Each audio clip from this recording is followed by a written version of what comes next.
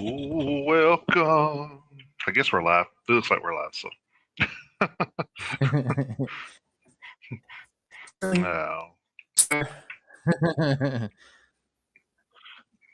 Cool deal. So, yeah. Good morning, everyone. Good evening, good night, wherever you may be. So, Good night, mate. Morning, so yeah. So we don't talk like that. Yeah. No, we certainly don't. But good morning to everybody here in the United States. And like Jason said, good afternoon and good evening to everybody else, wherever you might be listening to us from. It is Saturday, and it is another edition of Metalheads Unite right here on the VOP USA Radio Network. We hope everyone's having a great weekend so far. Jason, like you just alluded to, I know you're having quite the crazy morning this morning. Yeah. Hey, Murphy's here already. Hey, Murphy, good morning. Thank you for joining us.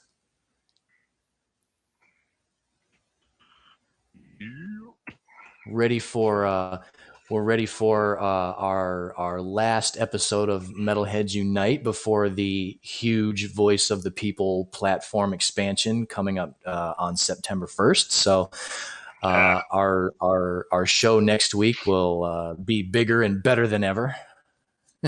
So we're looking forward to that. Yeah, it's going to be good. Sorry, I'm like a little behind. Awesome. I'm behind this morning, so I'm trying to like get everything situated here. and yes, I did say situated because that's how we say it in the hood in Colombia. So. Yeah, in the hood in Colombia. Yeah, it's situated. Yeah, it is. Oh man! All right, I guess we can dive into this thing. Yeah. Head first. Yeah. Pretty eventful week in the metal world. So yeah, might as well say head first. Real quick, Murphy asked if we play any instruments. Not well. I'll say that. Yeah. Not well. I actually used to play bass guitar many moons ago, but I haven't picked up one in probably, I don't know, 25 years at least. So, it may come back to me. It may not. I don't know. So yeah, and I don't play any instruments. I've always regretted not learning how to play the drums. That, you know, if I had to pick up an instrument like today, that would be the one that I would pick up and try to learn to play. The last musical instrument I played was the trumpet in like 6th grade. but I mean, as far as an actual rock band, you know, I would be the drummer if I had to choose, because it looks like it's the most fun to me. So right. But unfortunately, no, I don't play a musical instrument either. I wish I did. They plays guitar. Oh, cool. Yeah, that's very cool. So, all right, well, let's dive into this thing. Kick us off. We had a lot of birthdays this week, so I'll run through those. Here on August the 22nd, we had Vernon Reed, guitarist for Living Color. We had Juan Crucier, bassist for Rat. We had Mark Michaels. He was a heavy metal guitarist, and he actually ran the Teach Yourself Rhythm Guitar on YouTube and what I'm trying to say. Learn to play yourself kind of things. You know me. Anyway. Yeah. The sessions, videos, whatever you want to call them, I guess. So, yeah. Elaine Staley, singer and guitarist for Allison Chains, unfortunately passed away in 2002.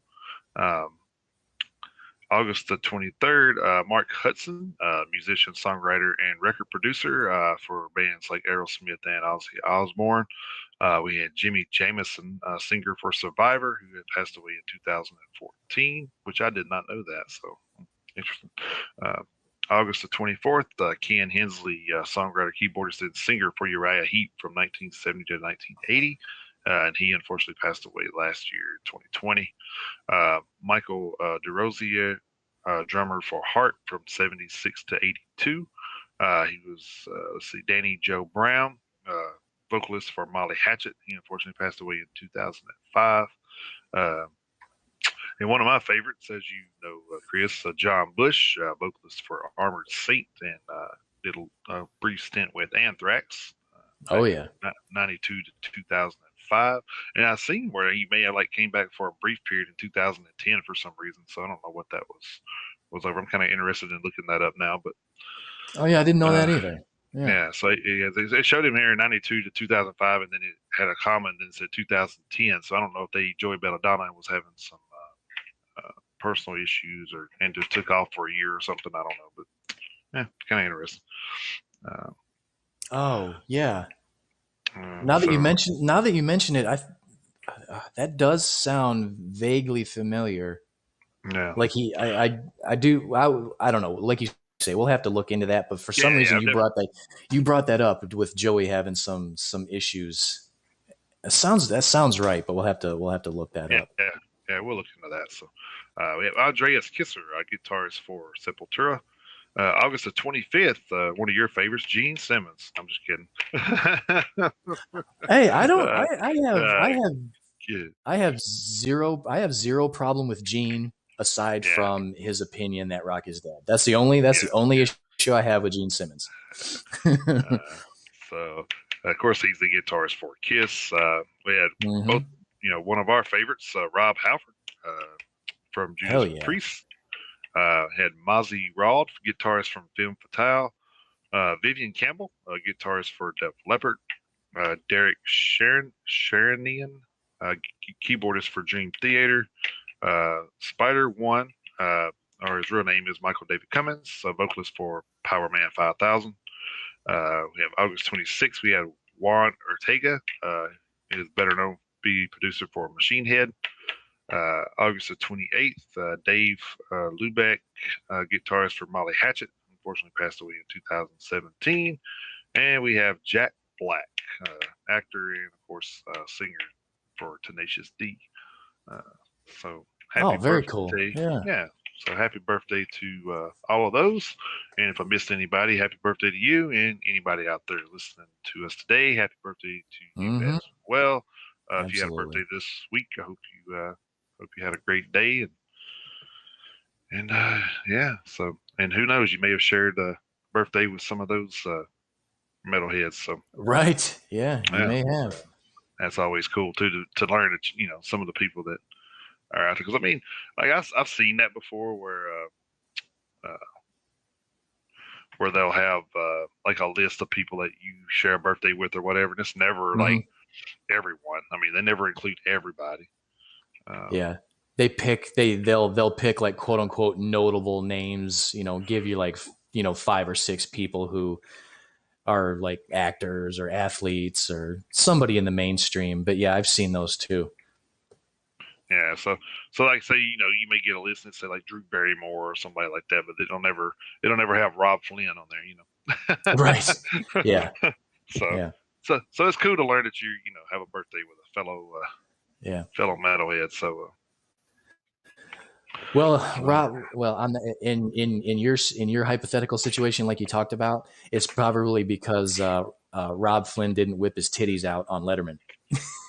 Hey, I mean that is true, yeah.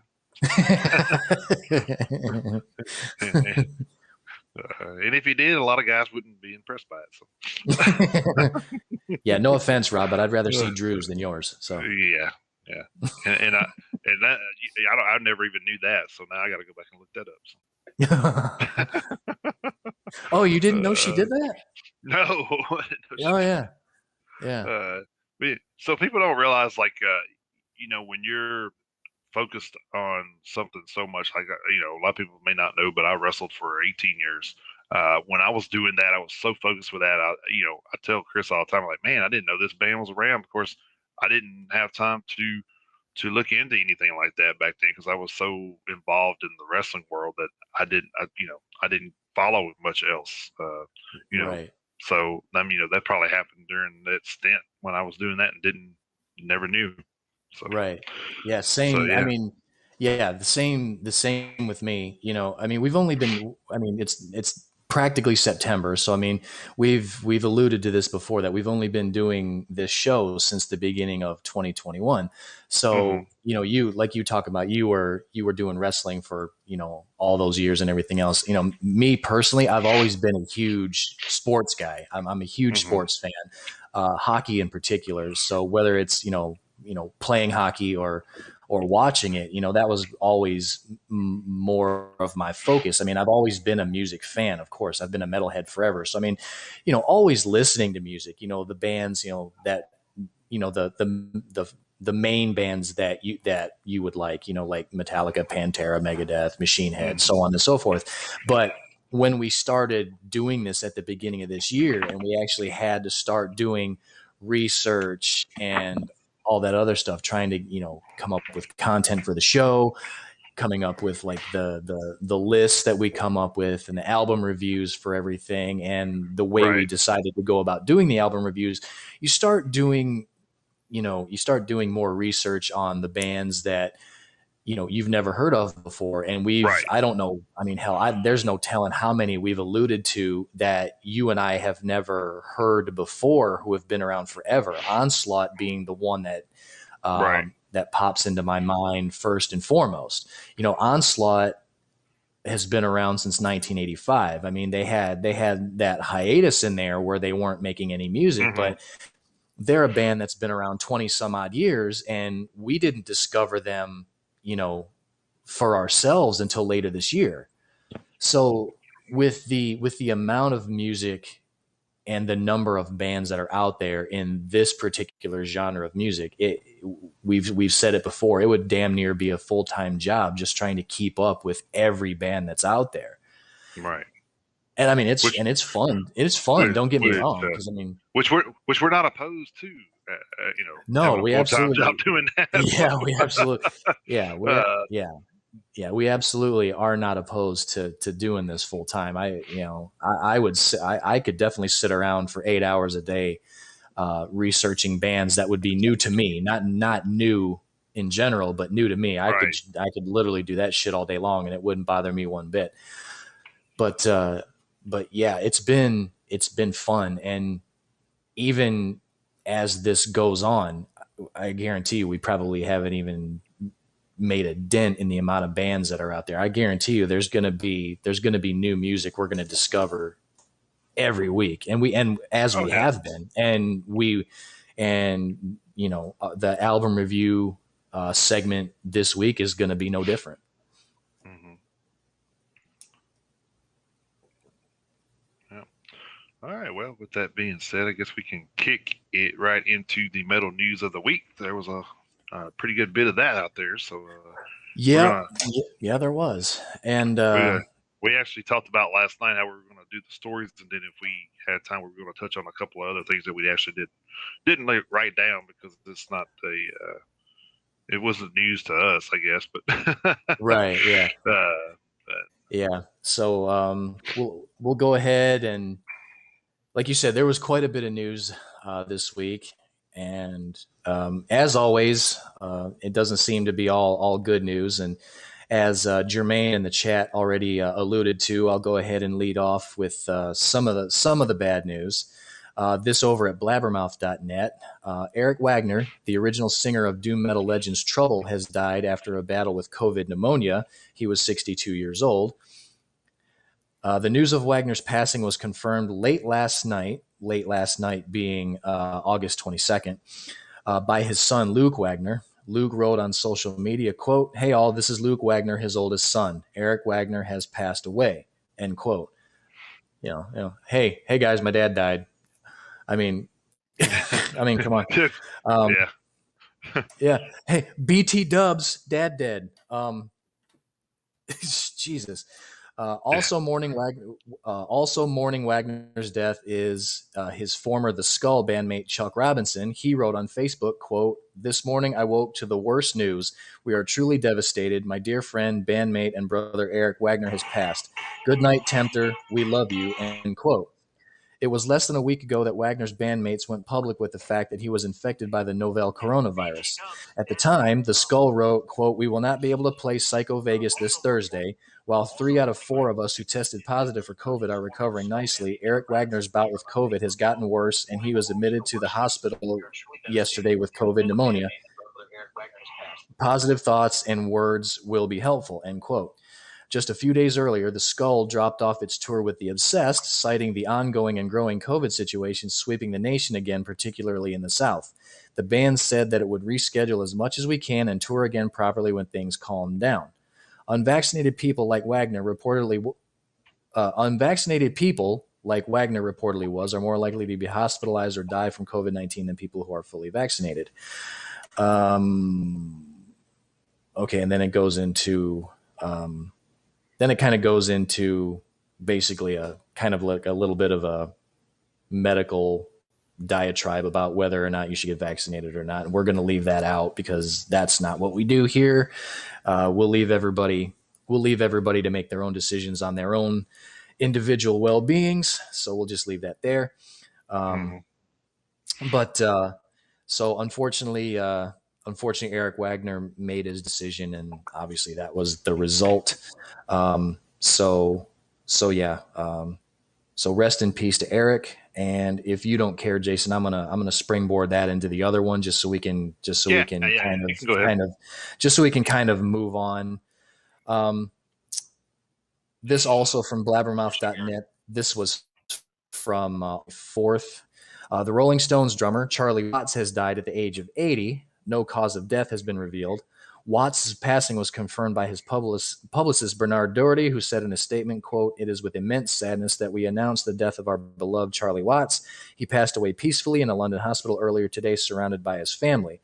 Charlie was a cherished husband, father, and grandfather, and also, as a member of the Rolling Stones, one of the greatest drummers of his generation. We kindly request that the privacy of his family, band members, and close friends is respected at this difficult time," end quote. Earlier this month, it was announced that Watts wouldn't join the Rolling Stones on their fall USA tour in order to recover from an undisclosed medical procedure. Filling in for him on the trek, which was scheduled to kick off on September 26th in St. Louis, was supposed to be his great friend Steve Jordan. "For once, my timing has been a little off," Watts said in a statement announcing his absence from the trek. "I am working hard to get fully fit, but I have today accepted on the advice of the experts that this will take a while. After all the fans suffering caused by COVID, I really do not want the many fans who have been holding tickets for this tour to be disappointed by another postponement or cancellation. I have therefore asked my great friend Steve Jordan to stand in for me," end quote. Jordan, who has previously played played with the Rolling Stones guitarist Keith Richards, said, quote, "It's an absolute honor and a privilege to be Charlie's understudy, and I'm looking forward to rehearsing with Mick, Keith, and Ronnie. No one will be happier than me to give up my seat on the drum riser as soon as Charlie tells me he is good to go," end quote. Although Watts wasn't a founding member of the Stones, he had been with the band since January 1963. He battled throat cancer in 2004, but got the all clear after going to operations. Prior to Charlie's death, the No Filter Tour, which was originally supposed to happen last year, was scheduled to hit 15 cities from September through November. So, again, rest in peace to Charlie and rest in peace to Eric. Yeah, get the sad stuff out of the way, I guess. So. Yeah, unfortunately. I know, like, you said Keith Richards is going to be in a lot of stories like that since, he's immortal. But right, yeah. In the beginning, God made Keith Richards and Betty White. So, yeah, no kidding. My first stories over from Blabbermouth. Thought this was kind of interesting. During an appearance on a recent episode of the Josta Show, hosted by Hatebreed frontman Jamie Josta, Testament singer Chuck Billy lamented the fact that his band has yet to do a proper tour with Metallica, even though the two groups have known each other for more than 3 decades. Quote, "Whenever I'm asked what is the one band you wish you could play with, it's always Metallica," Chuck said. "It's like we grew up with these guys in the same era, but we never went on tour with them. I think a few years ago we did 3 shows in Germany with them on a festival. It was funny because our band walked in and their bands was walking out, and we kind of all met in the hallway. and we were like, "Hey, what's going on?" And it was like old friends seeing each other. I think it was James Hetfield or Lars that said, "Oh my God, look at you guys! You guys still got your hair. You guys are big." Because Steve DiGiorgio, Testament bassist, and Gene Hoglan, Testament drummer, are all 6'2", 6'3" guys. Some of you guys are big. Uh, but it was great seeing them. And we're actually playing at the Aftershock Festival in Sacramento. And if that happens in October, they're kicking off 4 nights there, and we're kicking off the first night with them. So that'll be good. Billy went on to express his hope that Testament could still properly share the stage with Metallica. It would be great, he said, and who knows, maybe one day. Even the San Francisco Bay Area shows, when they do those special shows, Exodus played, Death Angel played, a lot of people got to play. I don't know. I do know because Eric Peterson, Testament guitarist, I don't know if you know the story. Eric actually married Kirk Hammett's ex when they split up. So I don't know if that has something to do with it. Deep down, deep down underlying reason. That's the only thing we can think of. We're like, what is it, Eric? And what do you want? What did you do to us? Why did you date? Why did you date her? Now we can't play with Metallica, and they're all laughing about it.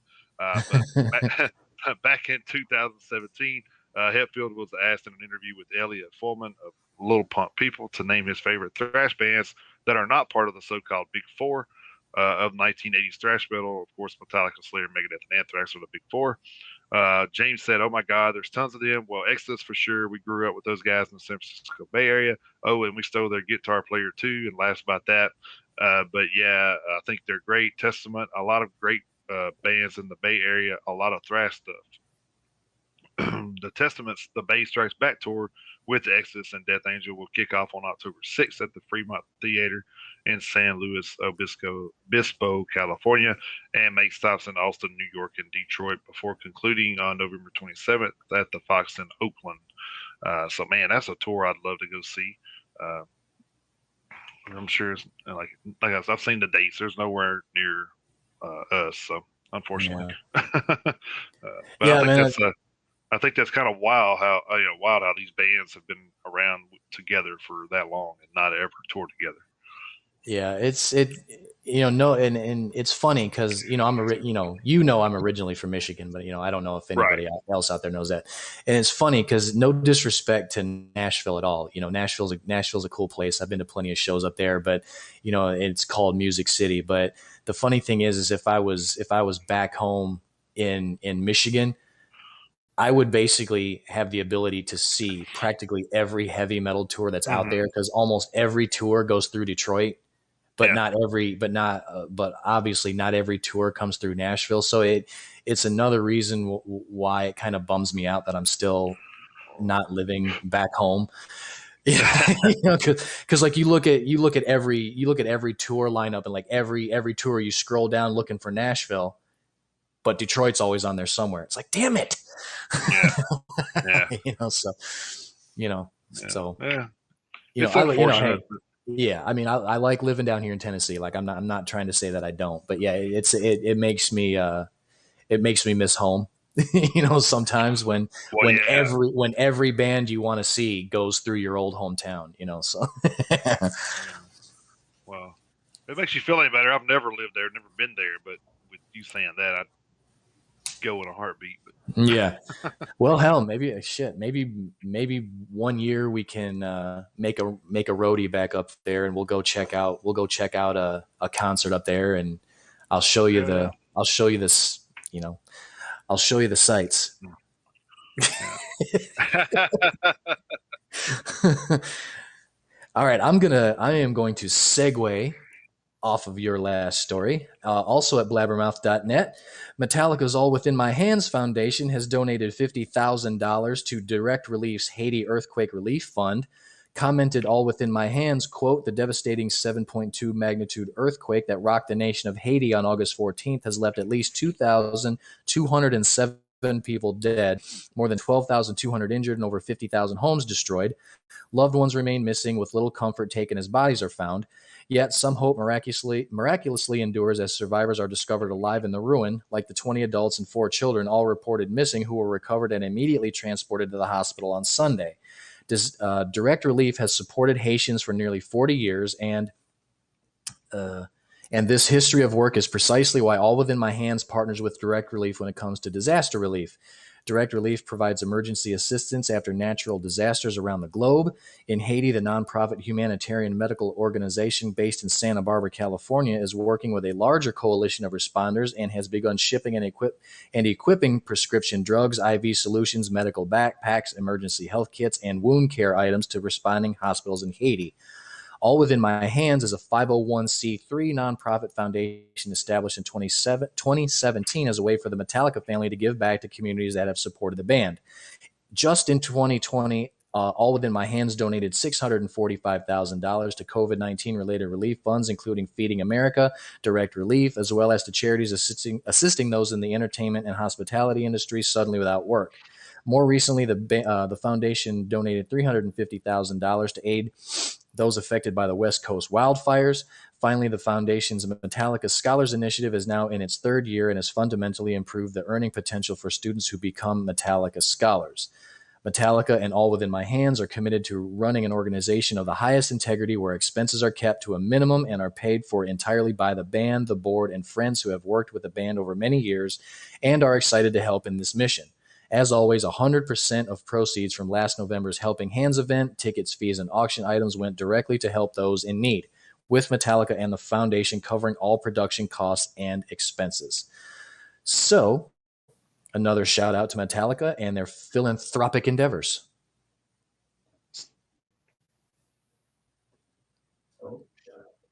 So, take that, haters. Yeah.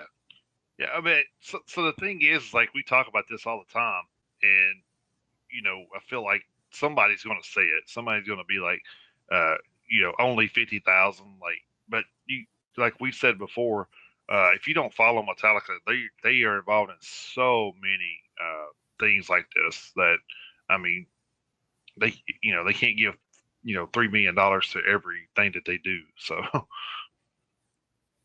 Right. I mean, all the money that they've been donating, like you said, is all money that's been raised from, like you say, auctions and whatever and what.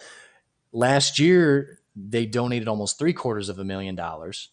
This year so far, you're looking at 350. So I mean, that's over $1 million right there. And they keep on. Right. That's just the amount of money that they've donated to the charities. That doesn't even account for the educational part of it, the scholarship funds and all that other stuff. So I mean, that's just the numbers cited is just for the charitable organizations. And the cool thing is like 100% of the proceeds are what being donated, and Metallica is covering all of the other expenses on their dime. So right, exactly. So anyone who's got an issue with the amount of money, they can just kick rocks. Yeah, because they're not probably donating anything at all. So exactly right. All right. Yeah. So just shove off. So this is something pretty interesting. Staying with Blabbermouth over here. Twinkle Twinkle Little Rock Star is the company which creates beautiful lullaby versions of your favorite artist. Has just released lullaby versions of Dio via Roma Music Group. Lullaby versions of Dio track listing include Holy Diver, Rainbow in the Dark, The Last in Line, We Rock, Don't Talk to Strangers, Stand Up and Shout, Heaven and Hell, Neon Nights, The Mob Rules, Man on the Silver Mountain, The Temple of the King, Stargazer, and Stars. The song Holy Diver can be streamed on YouTube right now if you want to swing over there and check that out. I haven't yet. I wanted to just to hear what it sounded like. But Twinkle Twinkle Little Rock Star was born for the parent that wants to pass along their biggest passion to their child, their music. Twinkle Twinkle Little Rock Star transforms popular music into instrumental lullabies, perfect for babies, yoga, or just relaxation. Now, I never would have intertwined Ronnie James Dio with relaxation, but okay. No, well, not really. Not really. Yeah. Now, parents can enjoy the music from Lady Gaga to Metallica in soothing lullaby style with over 135 titles to choose from. Twinkle Twinkle Little Rock Star is the largest line of pop, rock, metal, and jam band music lullabies in the world. These aren't novelty recordings. They are cute, they are soft, but these are serious recordings. The Roman Music Group, which releases Twinkle Twinkle Little Rock Star, is ran by two music industry veterans who put the fidelity of these recordings at the top of the priority list. Let's face it, much like the brand name clothes you buy for your infant, this music is really for you. Whether you are raising a metal baby, rocker, or hippie baby, Twinkle Twinkle Little Rock Star has your music transformed from arena anthems into nursery classics. So that was a pretty interesting story. I thought that that's what we talk about. Like metal is just like so into everything. Like it for like you go back and say Gene Simmons says rock is dead. Well, when we read stories like this, we obviously know that that's not the case. So, um, Yeah. because I mean, like how many bands have we covered that are in the hockey puck deal that we always talk about. Oh, a Uh, bunch. And Al yeah, and Allison Chains, I didn't include right. this story, but since you brought it up, I mean, Allison Chains is the newest artist to collaborate with them too. Yep. So I mean, to add just another artist to the growing list of hard rock and heavy metal bands who have collaborated in that avenue. Yeah. So I mean, it's just like we do comic books, we've done puzzles, we've done all kind of stuff that the rock and Hmm. metal at the metal world is such a big part of, and I think that's cool. I mean, I think that's definitely a sign that rock is not dead, and by no Yeah, means. Uh, it's going strong. It's going fine. yeah, I mean, and is it as mainstream and as popular as we would like to see it? Maybe not, but at the same time, and we've talked about this before too. It's never really been super mainstream. I mean, it kind of was there for a while. Back when they had that "When Metal Ruled the World" documentary, when that came out, mhm. shit like that. So, Well, maybe 30 years ago it was more mainstream, but by and large it's been a more of an underground genre. mhm. So you know Or it, maybe it was already it's weird. so popular mainstream media didn't have to push it. I mean, you could look at it that way too. That could be too. It didn't need the mainstream media to push it because it had such a hardcore following already. That's actually a pretty good point. So I've always been kind of two minds about it. Mhm. um on one hand, it pisses me off that it doesn't get the respect in the mainstream media that I think it deserves. We've talked about the Grammys and the Rock and Right. Roll Hall of Fame and shit like that before, but at the same time, like you just said, we don't really need the mainstream media because it's quote unquote our music, Mhm. and the people that are included in that hour, the quote unquote hour is the people like you and me, just the fans. Right. The people who listen, the people who nowadays, thanks to technology, have shows like the one we're trying to put out weekly for everybody. The people who truly give a shit are the ones who matter the most. And we really don't ask award show to validate the genre of music that we listen to. So Right. it's weird. It's a double-edged sword, really. Mhm. you know we would like everybody to like our music, but at the same time it's our music and we don't give a fuck what you think. So it's weird. It's kind of it can Well, be a conundrum, I yeah. guess. But It's amazing how at the end of many the day, like you said, it's doing just fine. it's amazing how many people you learn that do like the music though. Just I know, like as the latest thing I read was from MVP, which is a wrestler in WWE, and he was talking about his love for the rock and heavy metal industry, and I would have never thought, you know, 10,000 Suns that he would be a metal fan. So, uh, but like I said, I think a lot of people have that love for the genre that but they have other, say they have a broad band of listening material, which we kind of are, I wouldn't say one dimensional, but we're definitely we definitely lean. uh,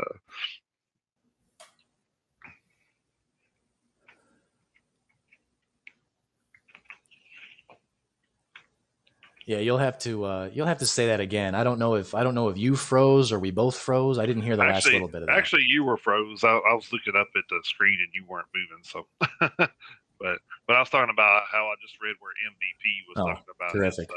Yeah, I was talking about where MVP was talking about how his love for metal and rock, and I thought, never, a thousand suns, I would have thought he would have been a metal and rock fan, but Sure. Yeah. yeah, but I think a lot of those guys have a plethora of music in different genres. So, Yeah. um, so I think that's safe to say that we're like I said, we're not. I wouldn't say we're uh, one dimensional, but we definitely lean. We definitely got a metal lean. So, Well, yeah. I mean, my wife's given me shit about not being as quote unquote open minded musically as I should be because I'm pretty much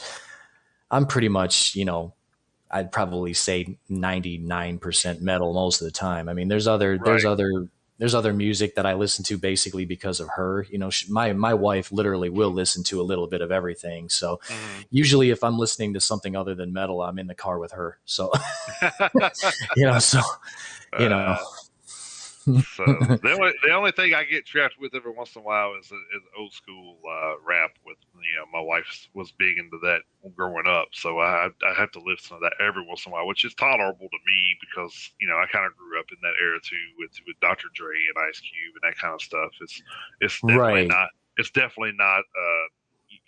If you've talked to people that follow that genre of music too, will tell you that, oh, well, the stuff going on today is not rap. I mean, so it's kind of Yeah. so we can kind of like see how different genres of music is doing that, and then Hmm. their fan fan base is changing because of it too. So Right. I mean, look at country. I mean, country isn't country. Country is pretty much pop anymore. I mean, let's just face it. There's not a lot of country artists that are you know hardcore country artists. So Right. I mean, what do they call that shit? They call it, what is it? Hick hop? I don't know, but I've never heard that before. But that's probably pretty accurate. uh, but I do know for a fact that country music fans, like the true country music fans, can't stand Florida Georgia Line. I know that. yeah, yeah. Well, that's what I was saying. Like you hear, like we say a lot of stuff about certain aspects of the metal, and they're doing the same thing with their genre of music. So it's not just our genre of music that's being affected by I guess you would say the new school fans, but Right. um, Yeah.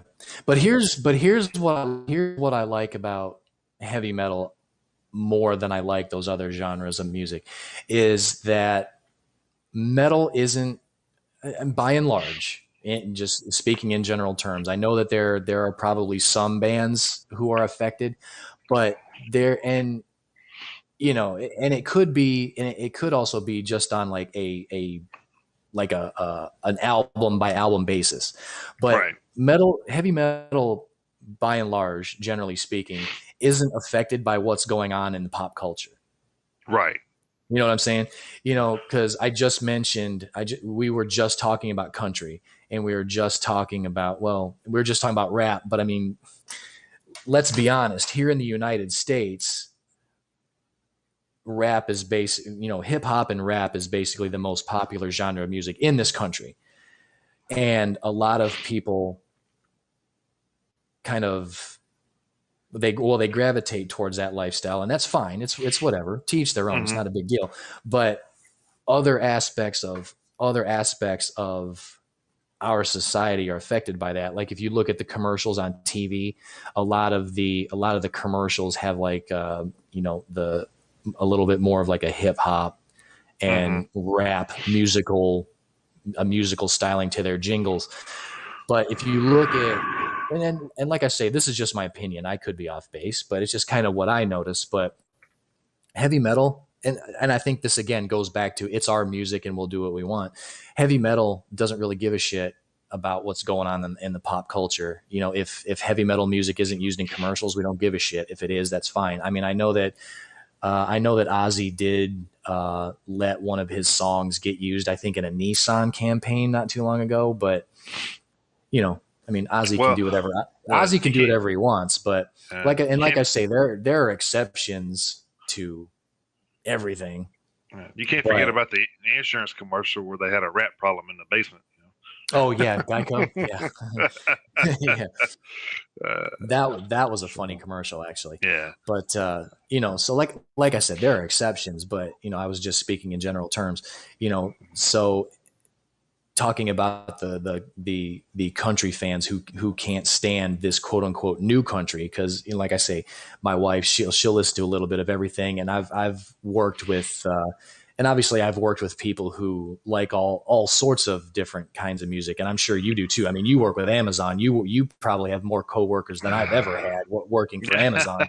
So the musical tastes, I'm sure you got a wide variety of the musical taste where you work. So, but I've worked with people who, like you say, talk shit about, the way hmm country music is nowadays because it's not country anymore. And, you got the people talking about even these new rappers are like, it's not even rap anymore. And work, back when, I was 17, 18 years old, I was working, back over there at the skating rink for a second job. And I remember, some of the music that we played even back then. And I can even listen to, like, Snoop Dogg and Tupac and Dr. Dre if I have Yeah. to without Right. any problems. Cause I mean, as far as rap goes, that's rap. Talking about Dre and Pac and Snoop hmm Dogg, those guys. That's rap to me. Right. I mean, like you say, some of this stuff that, like my stepsons listen to, I'm just like, ugh. But it's a, of course, and then you that could, and then of course, and then you're like, oh man, it took 18 people to write that crap. oh God, don't even get me started on that. Don't even get me started on that. Oh Yeah. well, But anyway, let's I fall think, back in. Let's fall back in line.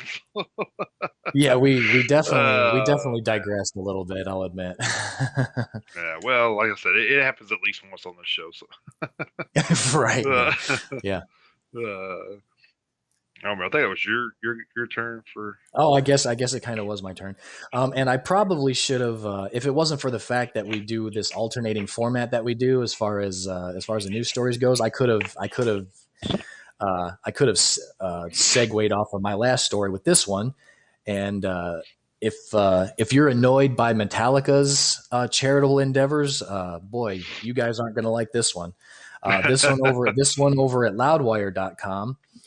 Five Finger Death Punch vocalist Ivan Moody is paying it forward, $30,000 forward, in fact, in an effort that's grown exponentially over the last month. The musician, via his Moody's Medicinals CBD brand, recently said he's making three large donations, $10,000 apiece, to St. Jude Children's Research Hospital, Food Recovery Network, and USA Skateboarding, all after an online sale on Moody's Medicinals products elicited an upswell of support. That sale, Moody's Sizzling Summer Mayhem sale, was first launched last month, already with a goal in mind to donate a portion of the proceeds to St. Jude's. The promotion matches a buyer's purchase with a free duplicate item. For example, buy 4 packs of CBD gummies and get 4 more packs of CBD gummies for free, as the company explained in an Instagram post. It certainly got patrons' attention. Just weeks later, Moody's revealed that on top of raising $10,000 for St. Jude's, Ivan was so inspired by your outpouring of support that he has decided to match your 10K with another 10K to the Flood Recovery Network and an additional 10K to the skateboarding program. This goes beyond professional, the Five Finger Death Punch singer said of his bids to meet his customers' generosity. Matter of fact, it's extremely personal. No strings attached, Moody joked of the donations. Just because I can, he added. Food Recovery Network's work is extremely important. College students at universities across the country helping to reduce food waste and building a more sustainable planet while ensuring all people have access to food. USA Skateboarding because of my love for the sport, my inspiration from the sport, and because I want to support the growth of skateboarding. Last month, Moody announced a book, Dirty Poetry, to be released in time for Halloween. Five Finger Death Punch spent the summer recording 2 new albums. So, you know what? Props to Ivan. Yeah. I know there's a lot of Five Finger Death Punch haters out there, and obviously, as far as the music aspect of it goes, do your thing. If they're not your taste, that's totally fine. But this guy, he donated $10,000 a piece to three separate charities. St. Jude's being the biggest one. That one Mm-hmm. is a major one because they spend all their time and effort doing research on childhood cancers and eradicating those. Right. So if anybody donates any money to St. Jude's, you got to know that their heart is in the right place. Right. So I'll just say, hats off to Ivan for that. And, also to Ivan for getting his life back on track, man. He had he had that drinking problem for a while, Mm-hmm. and he was probably, a cunt hair away from getting kicked out of Five Finger Death Punch, so a lot of people probably would have been happy about that, but hey, it is what it is. He got his life back together, and now he's got a business that's doing well enough that he's able to donate to charity. And he's giving back, and you can't be pissed off about a guy who gets back on the right track and is giving back. You just can't, Right. unless you're a heartless dick. Right.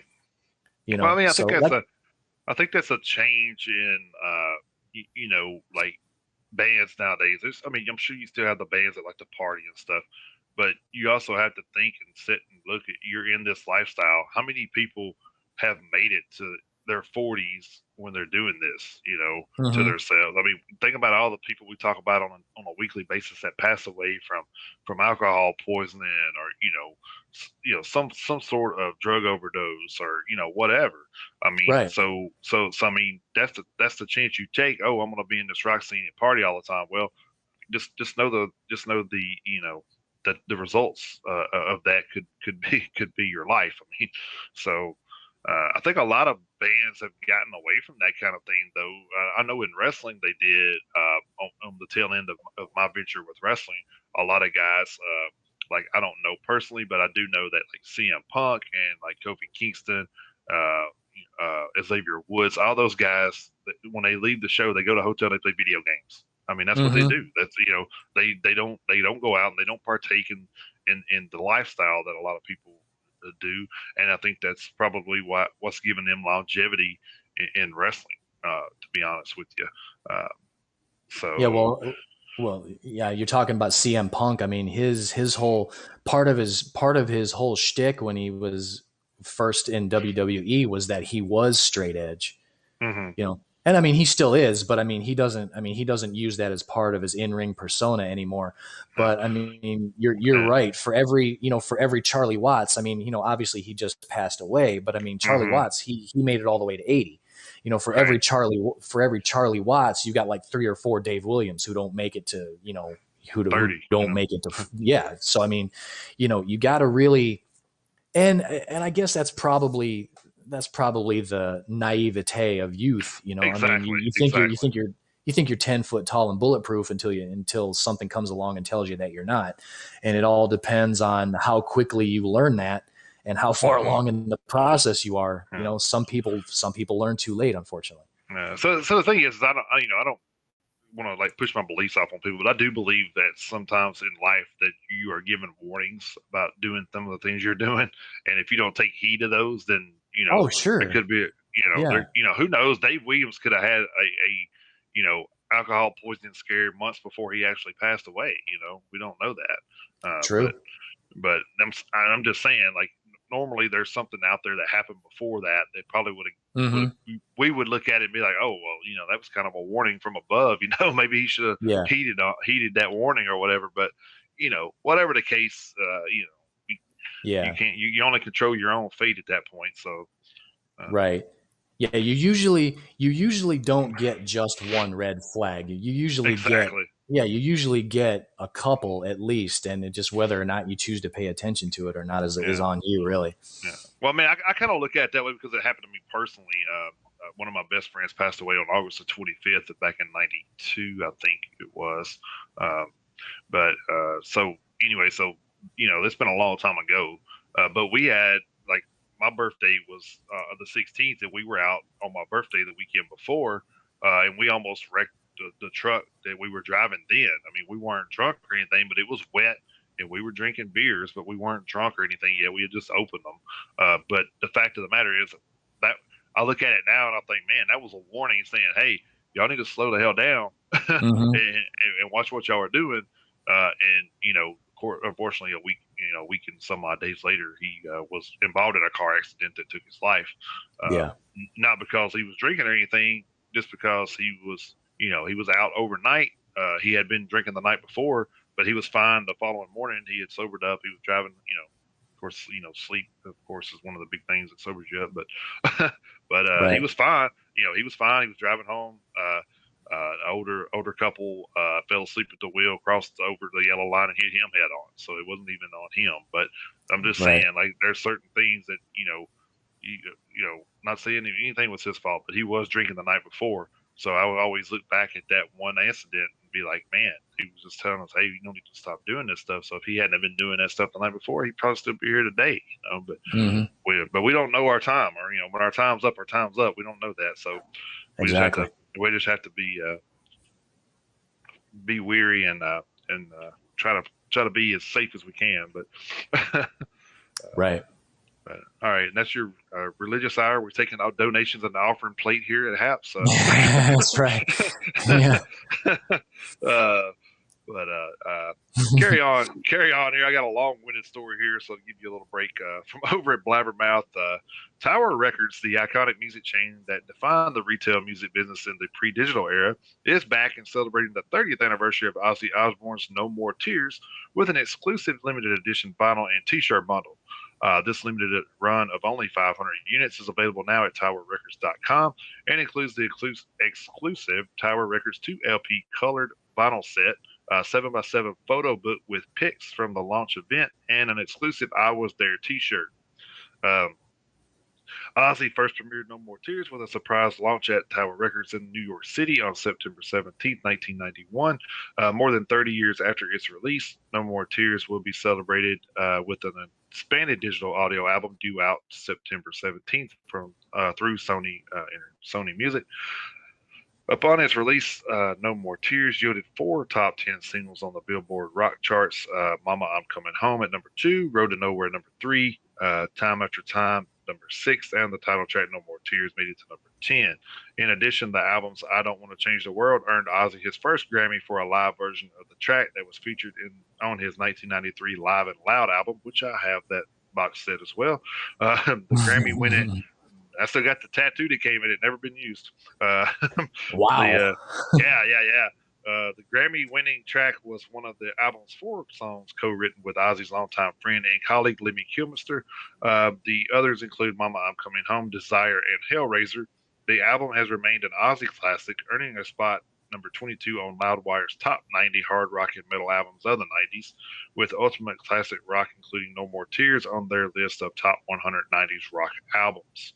I have a lot of great memories of making the album. Ozzy says we worked hard on the record with John Purdell and Dwayne Barron, who became extra 2 members of the band before we went into the studio. We discussed what we were going to do. Everything was planned. It was so nice when you get a producer who's more like part of the band and then them saying, nah, you do it this way. Because we write them, and when you write the songs, you have a mental picture of how you think you want it to sound. Sometimes you're surprised for the better, but other times you're disappointed. But John and Dwayne did an extraordinary job on the album. It was really, really well done. Every song was worked on for a long time, and we spent extra time trying to get things right. But there was also lots of goofing around, and we had a great time making the album. And Zach's playing on it, so that's always spectacular. Zach Wow added quote on the first record, it was like I can't believe I'm here. I had definitely crawled into the fire and kept thinking, you got to produce, you got to come up with some cool stuff. Oh, No More Tears. I guess I was more relaxed with Ozzy. Whenever we're playing riffs, he would be like, keep playing that riff. Pretty much every time he just gets up there and starts singing what comes to him naturally, he knocks it out of the park all the time. I mean, there's very, very, very few times where he's actually said, no, let me come back to that. I don't like what I'm singing. I'll come up with something better. Whatever you're hearing on the record is pretty much the first thing he started singing that naturally came out of him, that he started hearing in his head, which is amazing. My love for him and admiration for him has just gotten even stronger and bigger over the years. It's bigger than music. It's always a good time whenever we're together. It's always like it's a laugh fest, and then making the records is beyond hilarious as well. End quote. Mama, I'm Coming Home, the album's biggest hit, which Ozzy co-wrote with Kilmister, started with Zach at a piano, has gone on to become not only a rock anthem, but a classic song among soldiers. At that time, a lot of people were going into the Iraq War. Ozzy notes, we heard that the GIs were singing that song to their wives. Soldiers still love that song. I remember when we were working on the album, I originally wrote Mama, I'm Coming Home on a piano, Zach says. I had the music, and then we got to the studio, I transposed it to the 12-string guitar. I was like, oh, let me try it on the 12 string and see what it sounds like. That's how it evolved into the song. Originally, it was just me and Ozzy noodling on a piano. The No More Tears expanded digital album track listing is as follows: Mr. Tinker Train, I Don't Want to Change the World, Mama, I'm Coming Home, Desire, No More Tears, Won't Be Coming Home, SIN, Hellraiser, Time After Time, Zombie Stomp, AVH, Road to Nowhere, Don't Blame Me, Party with the Animals, I Don't Want to Change the World demo, Mama, I'm Coming Home demo, Desire demo, Time After Time demo, Won't Be Coming Home demo, Mrs. J demo, which I've never heard before, so that'd be interesting. I Don't Want to Change the World live, Road to Nowhere live, No More Tears live, Desire live, and Mama, I'm Coming Home live. Bonus tracks currently on the digital album at DSPs, and there's demos from the 1991 promo CD, No More Tears demo sessions, also the Prince of Darkness box set, not currently at DSPs. Live audio was from Memoirs of a Madman DVD in San Diego in 1992. Live audio from Memoirs of a Madman DVD in MTV 1992 as well. So that looks like that's going to be a pretty interesting box set of some never before heard footage there. So Yeah, I'm telling you, man. Between the re-release of the Black Album, the re-release of Ozzy's No More Tears, and you talk about that box set that Judas Priest has coming out, I'm gonna have to sell my damn house. Jesus Christ. yeah. And I just saw your response. Do you want to tell everybody? Yeah, let's let them in on it. We just got notification from Dan that we just hit 1 million listens since we started this thing. So that's pretty freaking awesome. So man, thanks to everyone for letting us hit that landmark, and let's push to two. Let's push to two, Yeah. man. Yeah. But Yeah, we just went platinum up in this bitch. That's right. Yeah. Wow. That's awesome. Yeah. Thank you to all you guys out there who have listened to us over the past 7 months. We appreciate you guys. And like Jason said, yeah, let's march on to 2 million. Let's keep this damn thing going. And man, like we can't do this without the platform. So we want to No, thank we everybody can't. everybody that's involved with the platform of VOP. Thank you guys for bringing us Yeah, on, letting us be a big absolutely. part of letting us be a big part of this. And man, we've had Yep. such a blast. And hopefully, we keep this going for many, many, many more years. So hopefully hopefully at some point we'll be in here, we'll be 80 and Chris will be talking about me passing away on some of the news stories. So oh God. Oh Jesus, that went dark in a hurry. Holy shit. You gotta keep it going, bro. You gotta keep it going. That's true. That's true. Oh, that's man. true. That I was joking, but hopefully we would have more respect for each other than to put the show on if one of us passes away. But yeah, that's true. Of course, well, that's very true. I mean, I wouldn't do that, but I mean, hell, in your hypothetical situation, we've been doing this show for 35 years, so well, that's true. I mean, so or 25 years, whatever, a long ass time. Yeah. No, but hey, I tell you what, if this show has that sort of longevity, man, I'm totally in. So yeah. But yeah, thank you to you guys again for coming by every week. Thanks to Dan at VOP. Thanks to Tiff and Truly and everybody out there who's helped us put this thing on every week. We appreciate you guys greatly. But yeah, we just wanted to put that out there for you guys because we knew we were close. Dan told us we were getting close. So we wanted to let everybody know when it actually happened. So There you are. We just hit seven Awesome. figures. Yeah. Nice. Now we just gotta get that 6-figure per week, then we'll be good. If we can just, if we can get the 6 figures per week, and if we can start getting a dollar sign in front of some of these figures too, that'd be great. Oh man. Numbers are cool, but dollar signs are better. Yeah. Yeah. No, I'm just kidding. I mean, we actually aren't in this for the money. Any money we actually end up making off of this is just going to be a bonus, because we're doing this just just because we want to. Yeah, I mean, we love doing it, and we absolutely do. And we love that everybody here shares what we do, and and jump on board and listen. You know what I mean? That's it makes us feel proud that we're actually touching and giving out info that you guys are interested in. So we appreciate that. Yeah. Whichever and we got people. Whichever platform you listen on, because I mean we're on 106 now and about to be 140 something. So I mean. Yeah. So I mean, we got people like Murph and Wignot and Jermaine, who come by and participate with us every week, and it's awesome. Yeah. We appreciate you guys. We had sent our friend. Was it not Nazim or? Yeah, we haven't seen our international friend Nazim in a couple of weeks, but yeah, he's over there in Turkey, so we haven't seen him in a couple of weeks. But it is I believe it's like the dinner rush over there. I think that's how far ahead. Yeah. I think that's how far ahead they are of us, here in the U.S. So, and I think he told us that he works in a restaurant. So I think he's got like the dinner rush going on right now. So he's partaking in a Poison Nothing But a Good Time video scene, I guess. Yeah, exactly. Yeah, that's what he's got going on. Shout out to Nazim too. Shout out to everybody who's come by, who's come by and said hey, and anyone who's come by and hasn't said hey, who's just kind of just listened. That's totally fine. We don't expect everybody to come in here and interact with us. If you want to, that's great. If not, and if you're just a listener, that's great too. Yeah. We appreciate everybody. Right. Yeah. Now that excitement's out of me. that was exciting. That was very cool. Yeah.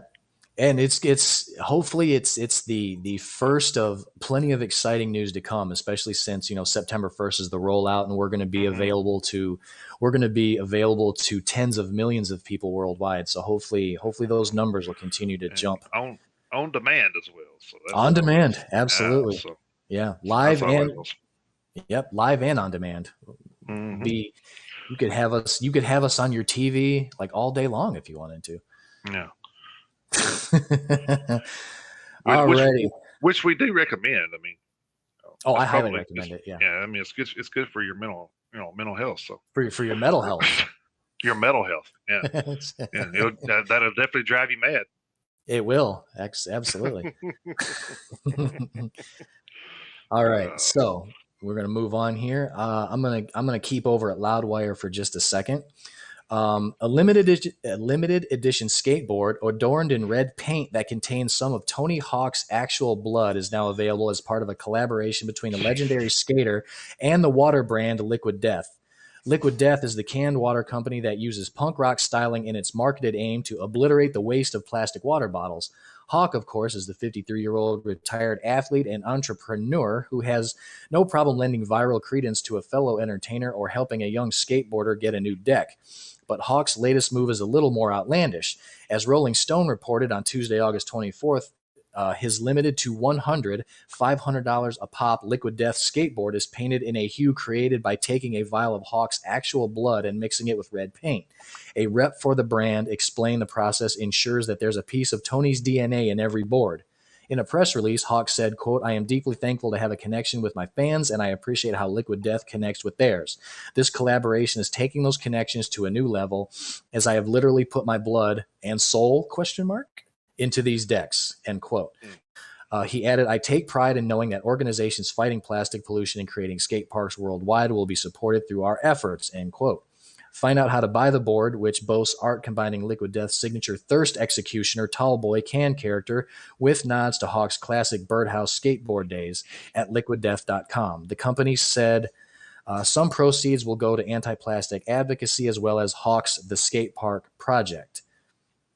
And you can see a picture. You can see a picture of the skateboard if you go to Loudwire and check out the story. I actually have a couple of coworkers who have brought some of that Liquid Death water to work. I haven't had any myself, but they do. I have seen some of their commercials on YouTube, and they're funny as hell. Some of these commercials, their whole tagline is I think I may have seen a couple of those. Yeah. So they do have kind of a punk rock and heavy metal influence in their commercials, and they do call and it's kind of tongue in cheek, because it is just water. There's nothing special about it. It's literally just water, but their whole ad campaign is kind of like Liquid Death is the Thirst Executioner. So it's kind of a tongue in cheek ad campaign because, like I say, it's just water. It's not flavored water. It's not sparkling water. It's not whatever the hell kind of special water you want. It's literally just water in a can. And one of my buddies that I work with, he actually had a can of it on his desk the other day, and he was like, "Hey, check out this koozie I just got for my Liquid Death. It looks like a brown paper bag. So when you have the can in the koozie, it looks like you're drinking like a can of beer." So I thought that was pretty fucking funny. I said, dude, if you do not drive down the highway after work drinking one of those, you don't have a hair on your ass. So because it would look like you're drinking and driving, like you just went to the gas station and Exactly. got yourself a tall boy, and you're trying to drink it on your way home from work. So I called him out. I don't know if he did it or not, but I told him he didn't have any balls if he didn't. So yeah, which reminds me of the time that I used to work at Walgreens, and they had the Arizona teas there in the big tall boy cans. Oh yeah, and yeah. I was closing one night, so I was coming home like 11ish or so, and there was a cop beside me, and I'm turning up the can, drinking or whatever. He pulls me over and he says, "What are you drinking?" I was just like, "Arizona tea." He's just like, sorry, have a good day. like, you literally thought I was like drinking a beer or something, I guess. But yeah. That's pretty hilarious. So yeah, I can see how that would be. Yeah. But two quick comments here. One comment on the story I just read. There's only 500 of those 100 of those skateboards. I guarantee you those are already sold out. And to make a quick comment on your Ozzy on the re-release of the No More Tears album, I guarantee you that bundle is already gone too. Oh, I'm sure. only 500 of them. I guarantee you those are gone. Yeah. And we'll be seeing it on an auction before too long. Yeah, on eBay. Yeah, exactly. Because somebody that bought it was not really a fan. They just wanted exactly. to jump on the limited edition stuff. So. Yeah, bunch of bullshit.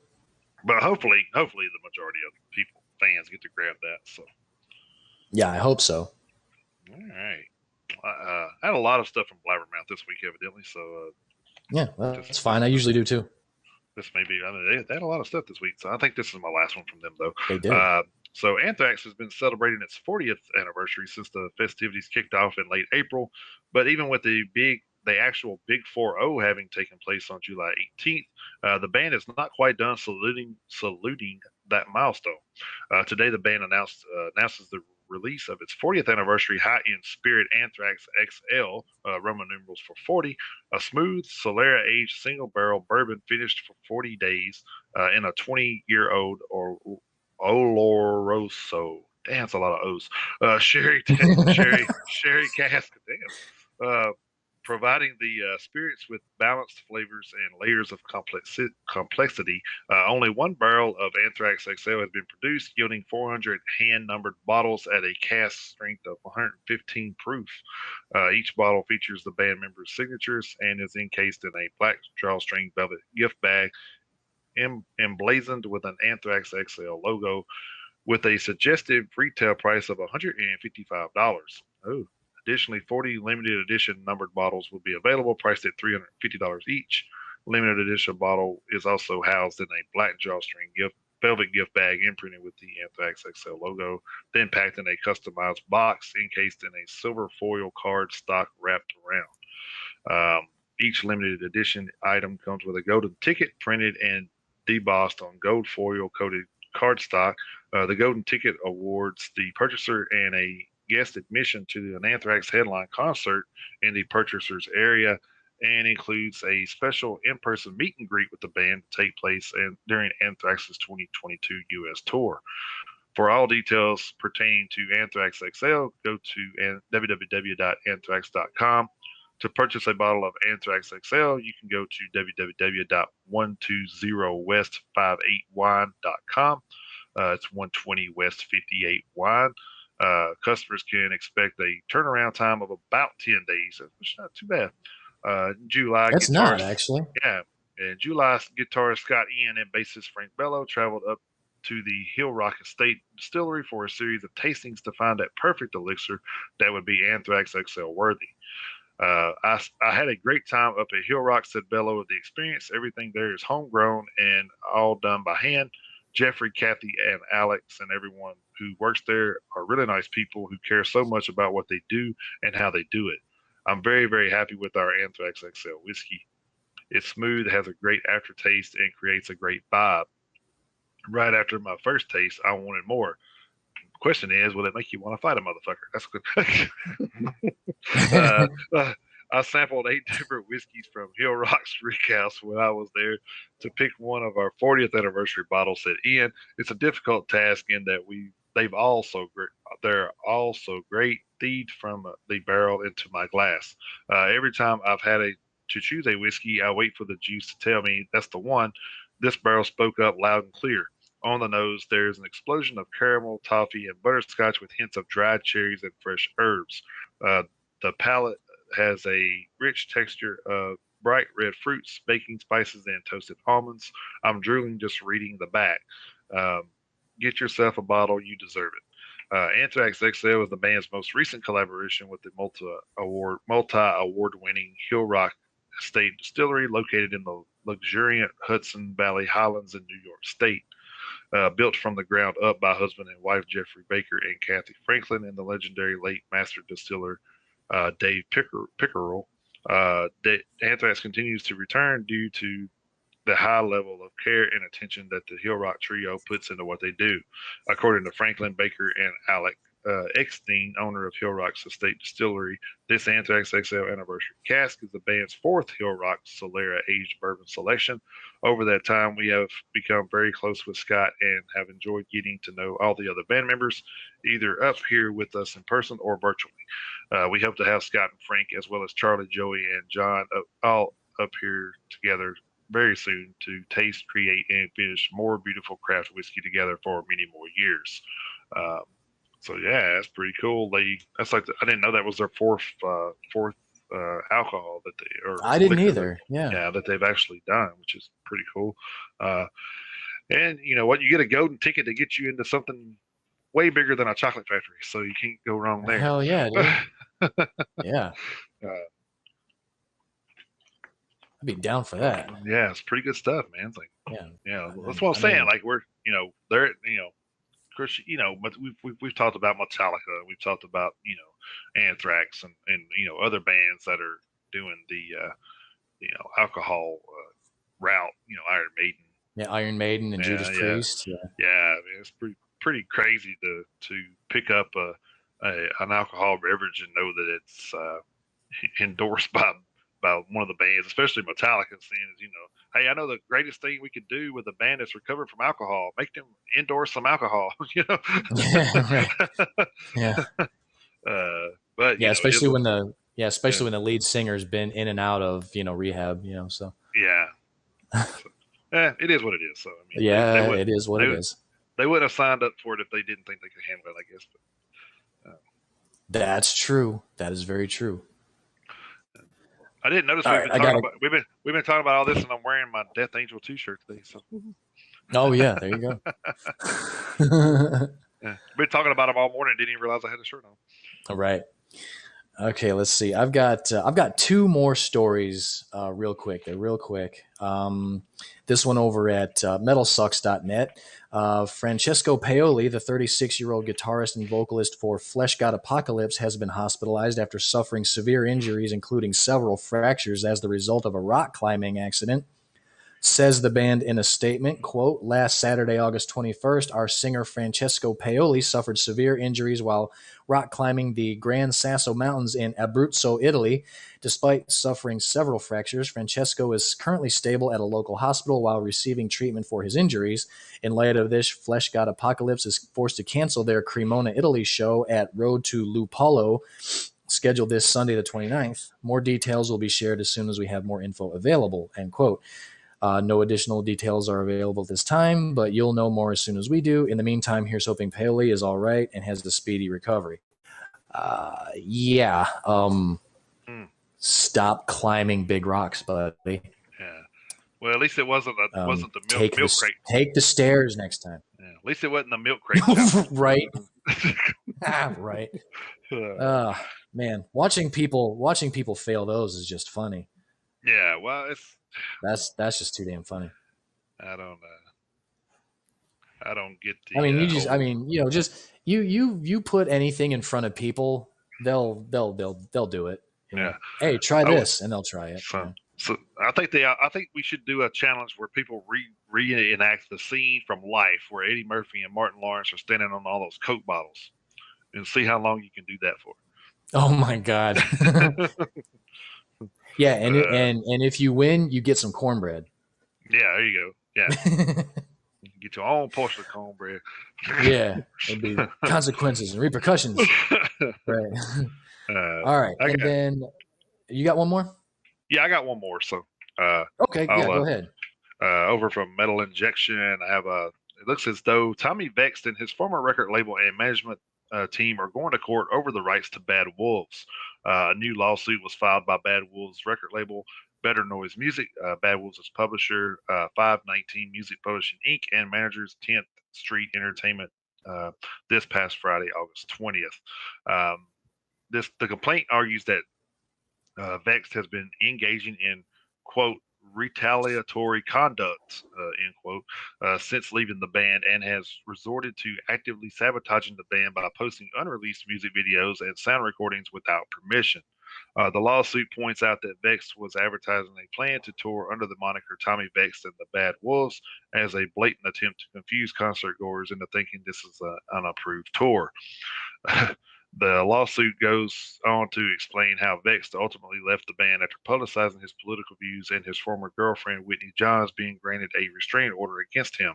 Under various stay-at-home orders during the pandemic, Vext became radicalized by the fringe right-wing movement and became an ardent QAnon supporter. I guess that's how you pronounce that. I see that a lot, but I don't. Yeah, like I don't know either. We don't follow politics, so because if you're a real metalhead, politics aren't. We've always been gung ho against politics, and politicians. Just ask these snipers. Yeah. Go to. yeah. Vex did not hide his polarizing opinions. He voiced them on social media and through other media internet outlets. Given that he was the lead singer of a prominent rock band, his comments were widely disseminated and created significant controversy. Making matters worse, Vex became unhinged. His ex-girlfriend filed for a domestic violence restraining order, claiming that Vex physically assaulted her numerous times and that she was afraid for her life. These claims were and are very serious, and they significantly tarnished Vex's image and reputation. This combination of negative press, public outrage, and serious domestic violence allegations was bad for Vex, but it also damaged the band and its other members. The perception was that the other members of Bad Wolves shared Vex's views, and they were viewed as guilty by association. Alan Kovac, as Bad Wolves and Vex's manager, tried to help Vex repair his image and get his career back on track, but Vex would not listen to reason. He grew more and more paranoid and believed that ominous unnamed forces were trying to cancel him and he needed to fight back. This only made things worse. The suit goes on to say, finally, Vex decided that he needed to quit the band for the sake of his own career. Vex later claimed that he owns Bad Wolves and has a right to block the remaining members from recording and releasing music under the name Bad Wolves, which the suit claims he does not have the right to. Vex's attorney, Malcolm S. McNeil of Anthox LLP, tells to Law 360 that this suit is in retaliation for a suit that Vex filed against Kovac, claiming various breaches of duty and unjust enrichment.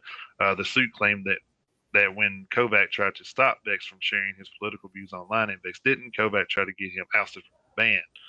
Meanwhile, Bad Wolves are working on their third album, Dear Monsters, with their new vocalist Daniel D.L.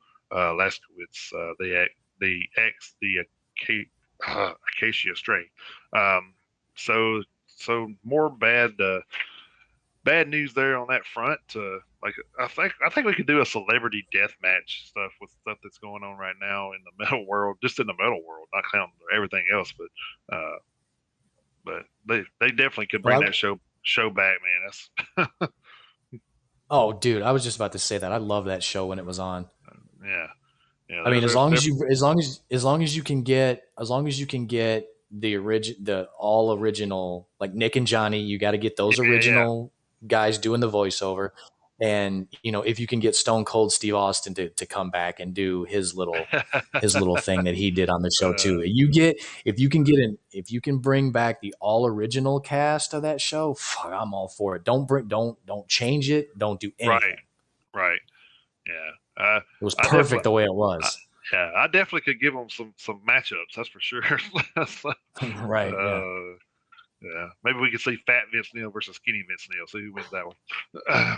Oh, that would be perfect. That would be great. Oh, wow. Yeah. All right, I've got one more story also at Metal Injection. Like this is another quick one, but this was something that I thought was interesting. Obviously, how serious are Iron Maiden about not having their new album Senjutsu leak? So serious that no member of the band even had a copy of the album. In fact, the whole thing was locked in a vault. Leaks seem pretty inevitable in today's environment, but Maiden went above and beyond to avoid anything getting out before they were ready. Bruce Dickinson tells Metal Hammer, quote, at the ending of the recording, everybody else had fucked off home, so it was basically me, Steve Harris, and Kevin Shirley in the studio. We played it back a couple of times, said, yeah, that's all right then. And then that was the last time I heard it, or nearly 2 years. All of us, wow. Nobody in the band had a copy. Steve in particular was so paranoid that someone would leak it onto the internet, and probably with some justification, it was locked up in a vault. It's funny to look back at quotes from last year where Dickinson says the band has done, quote, a little bit of writing when they basically had the whole album done. Senjutsu is out on September 3rd, which is next Friday, and I cannot fucking wait. I know, right? The titles that have released, Writing on the Wall and Stratego, both kick total ass. So I just thought, like I say, that was a quick story, but I thought it was cool. It would be cool to share because I like hearing stories like that. It was kind of like when back when Avenged Sevenfold put out the stage. Mm-hmm. There were it was totally a surprise. There were no singles ahead of time. There was no news about it anywhere. And then all of a sudden it's like, hey, Avenged Sevenfold has a new album. I was like, wait, what the fuck? But so don't get me wrong. I like it when there's a couple singles that come out ahead of time. I like that because it gives you a taste. Like, perfect example being the new Iron Maiden album. You got Writing on the Wall and you got, Stratego. So, I mean, the direction in which the band is heading, but it is so like they said in the story, it is so normal for stuff to be leaked or whatever. Cause I mean, people, you just can't trust people anymore. So which kind of makes you think is Metallica's album really recording as slow as a glacier right now, or is it just bullshitting because they don't want it leaked out? Right. Yeah. But to have an album totally drop unannounced and a complete surprise like that, like especially in Avenged Sevenfold's case was awesome. But it's cool that something can be that big of a surprise, but at the same time, it kind of sucks that you have to resort to those tactics because, like you say, people can't be trusted anymore. It's like, hey, this is the date it's going to come out. don't say anything, and then some untrustworthy jackass is like, fuck off, I'm just going to do this anyway. That's why Sane Anger was released early. Right. Well, you could look at like the Avenged Sevenfold deal. Like me and you could probably both agree that the incident was way more popular than the album between us anyway. So, Oh yeah, yeah. I mean, it was. I mean, the tactic was cool. yeah, Unfortunately, the end product not so much. I didn't really yeah. like Well, that album too much. But well, I'm like totally on board. Totally on board with the tactic. yeah. Well, like we said, we pretty much know that every band gets a pass, so at least one. So Yeah, everybody's allowed. At least one. So so no harm all done. right. But that was all the current events news that I had. Yeah, and that's all that I had. So let's crank it right into this week Oh in metal history. So, yeah, let's do that. All right, what you got, my man? well, yeah, I'll kick it off because I don't have a whole lot. So All right, I know you got a big list of albums. So I do actually. so let's kick it off with August the 22nd, 1979. In Through the Outdoor was released in the U.S., Led Zeppelin's last album while all four members were still alive. Fool in the Rain was released as a single in the U.S. In Through the Outdoor has now been certified 6 times platinum by the Recording Industry Association of America for U.S. sales in excess of 6 million copies. Uh, August the 24th, 1990, Judas Priest successfully defended themselves against a lawsuit after two fans attempted suicide while listening to the Stained Class album. Both fans eventually died, one immediately from a gunshot blast, and the other on a second attempt 3 years later by a methadone overdose. The prosecution claimed that there were subliminal messages in the group's music that caused the two 17-year-olds to carry out the suicide pact in 1985, which we now know is all BS because they Yeah, actually, total bullshit. yeah. So get too carried away. I got one story I had pulled up and had to screenshot because I didn't get a chance to stick it in. I just want to make sure I don't miss the date. Okay, I'm good. So August the 25th, 2005, two former members of Guns N' Roses were suing singer Axl Rose for allegedly naming himself sole administrator of the U.S. rock band's copyrights. Slash and Duff, otherwise known as Saul Hudson and Michael McKagan, accused Axl Rose of arrogance and ego. No, I could not see that. No, The, not from Axl. No. the legal action claimed the singer was no longer willing to acknowledge the contributions of his former partners. Man, that's been a long mess. That's probably why they waited 20 years to put a damn album out. Right. Yeah. I don't remember how long it was. A long time. It was a long time. August the 25th, 2006, Aerosmith bassist Tom Hamilton was undergoing treatment for throat cancer, causing him to sit out the first half of the band's Root of All Evil tour. The first time he would miss any shows in the band's history. Longtime band friend David Hull filled in for Hamilton until his return. So that's crazy that the bassist winds up with throat cancer, not the singer. Interesting. Right. Yeah. August 25th, 2014, Led Zeppelin's Whole Lot of Love was voted the greatest guitar riff of all time by listeners of BBC Radio 2 in the UK. Well, don't ask us that in the US because it will not be there. The rock classic came out top from a list of 100 riffs drawn up by a panel of Radio 2 and 6 music DJs, critics, and record producers. Sweet Child O' Mine by Guns N' Roses was second in the poll, with Back in Black and Smoke on the Water by Deep Purple, the next most popular. So that was the top four, I guess, there. So there's a lot of guitar riffs nowadays, and I can tell you right now, Gojira is probably going to be in the top 10 of any guitar riffs because that dude can hit a note, and I'm like, oh, that's Gojira. But August the 26th, 1977, Uriah Heep, Thin Lizzy, the sensational Alex Harvey Band, Eddie and the Hot Rods, Golden Earring, Aerosmith, Doobie Brothers, Hawkwind, Racing Cars, John Miles, Graham Parker, The Nid, No Dice, and Frankie Miller's Full House all appeared on the 17th 3-day reading festival in England. 3-day ticket cost $7 or £7.95, which I don't really know what that translates into American dollars, but this was 1977. But the reason I wanted to cover that story was because I'm going to a festival here pretty soon, and I just thought that was kind of wild that this was the 17th 3-day festival in '77. So that means it had been going on since 1960. Mm-hmm. So for everybody that And thinks festivals have how not much been going on, how much did you say? How much did you say that was?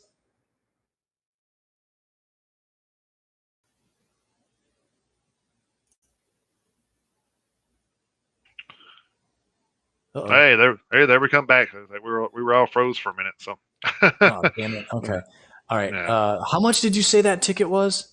it was 7.95 pounds for Oh, three all days. right. Hold on. I'm going to look that up. Yeah, look that up because that's interesting to me. $10.94. Wow, that's crazy. That Oh is man. insane. And you So know is the that fun. like so is that like paying 150 a day now? I mean, I was just saying it probably is. oh wow. But you want to here's the fucked up thing is they were probably pissed about that Oh, 1977. I'm sure. Yeah. They were like last year it was 650. This year it's 795. This is bullshit. Oh man, it's bullshit. I'm out of That's this one. bullshit. This wedding is bullshit. Nice. Horse. Oh, I think he said horse shit, didn't he? His wedding's horse shit. I Yeah. think so. But Anyway, we knew what we were talking yeah. about. August the 26th, 2005, Iron Maiden were inducted into the Kerrang Hall of Fame, and Marilyn Manson took the Icon Award. Best single went to the Foo Fighters' Best of You, while Trivium were named the Best International Newcomers. Nine Inch Nails frontman Trent Reznor was named Classic Songwriter, while Killing Joke were given a Lifetime Achievement accolade. So hey, there's actually an award show that honors Iron Maiden that rightfully freaking deserved. Yeah. Well, it is good to know that Iron Maiden is in a Hall of Fame somewhere. Yeah. So also on August the 26th, 2001, Pantera played their last final concert together. Oh, damn. Yeah. So that's some bad news too there for especially me because I never got to see them and Yeah. I could really kick myself 1,000 fucking times for that. But Right. that's why I like going to so much now because you don't know, like especially Judas Priest coming. I mean, they're in their 70s, dude. I'm just saying, I got to go see them because how much longer are they going to be around? Yeah, we gotta. I know we talked about it last night, but we really gotta go. We gotta go try to see that show next month when they come to Nashville, and then when, especially with all he's been through recently, when fingers crossed that Ozzy will be able to get back to health to where he can go back out on that tour that got postponed because I mean Rob Halford just turned 70, but Ozzy's pushing, Ozzy's in his mid 70s, so we have, time's probably getting short, right? For those two guys, especially as far as their musical careers go. So yeah, we got to, those are a couple of concerts we definitely got to go see. Yeah, most definitely. Yeah. All right, August the 27th, 1990. Not really a metal related news story, but I thought this was there's a lot of, like it's about Stevie Ray Vaughan. So I mean, he's definitely a great guitar player. Definitely. Oh hell, man! Definitely. Nothing wrong with SRV. Yeah, man. Definitely was a inspirational to a lot of other guitar players that are out there now. So, but yeah, unfortunately, Stevie Ray Vaughan was killed on August 27, 1990, when his helicopter he was flying in hit a man-made ski slope while trying to navigate through dense fog.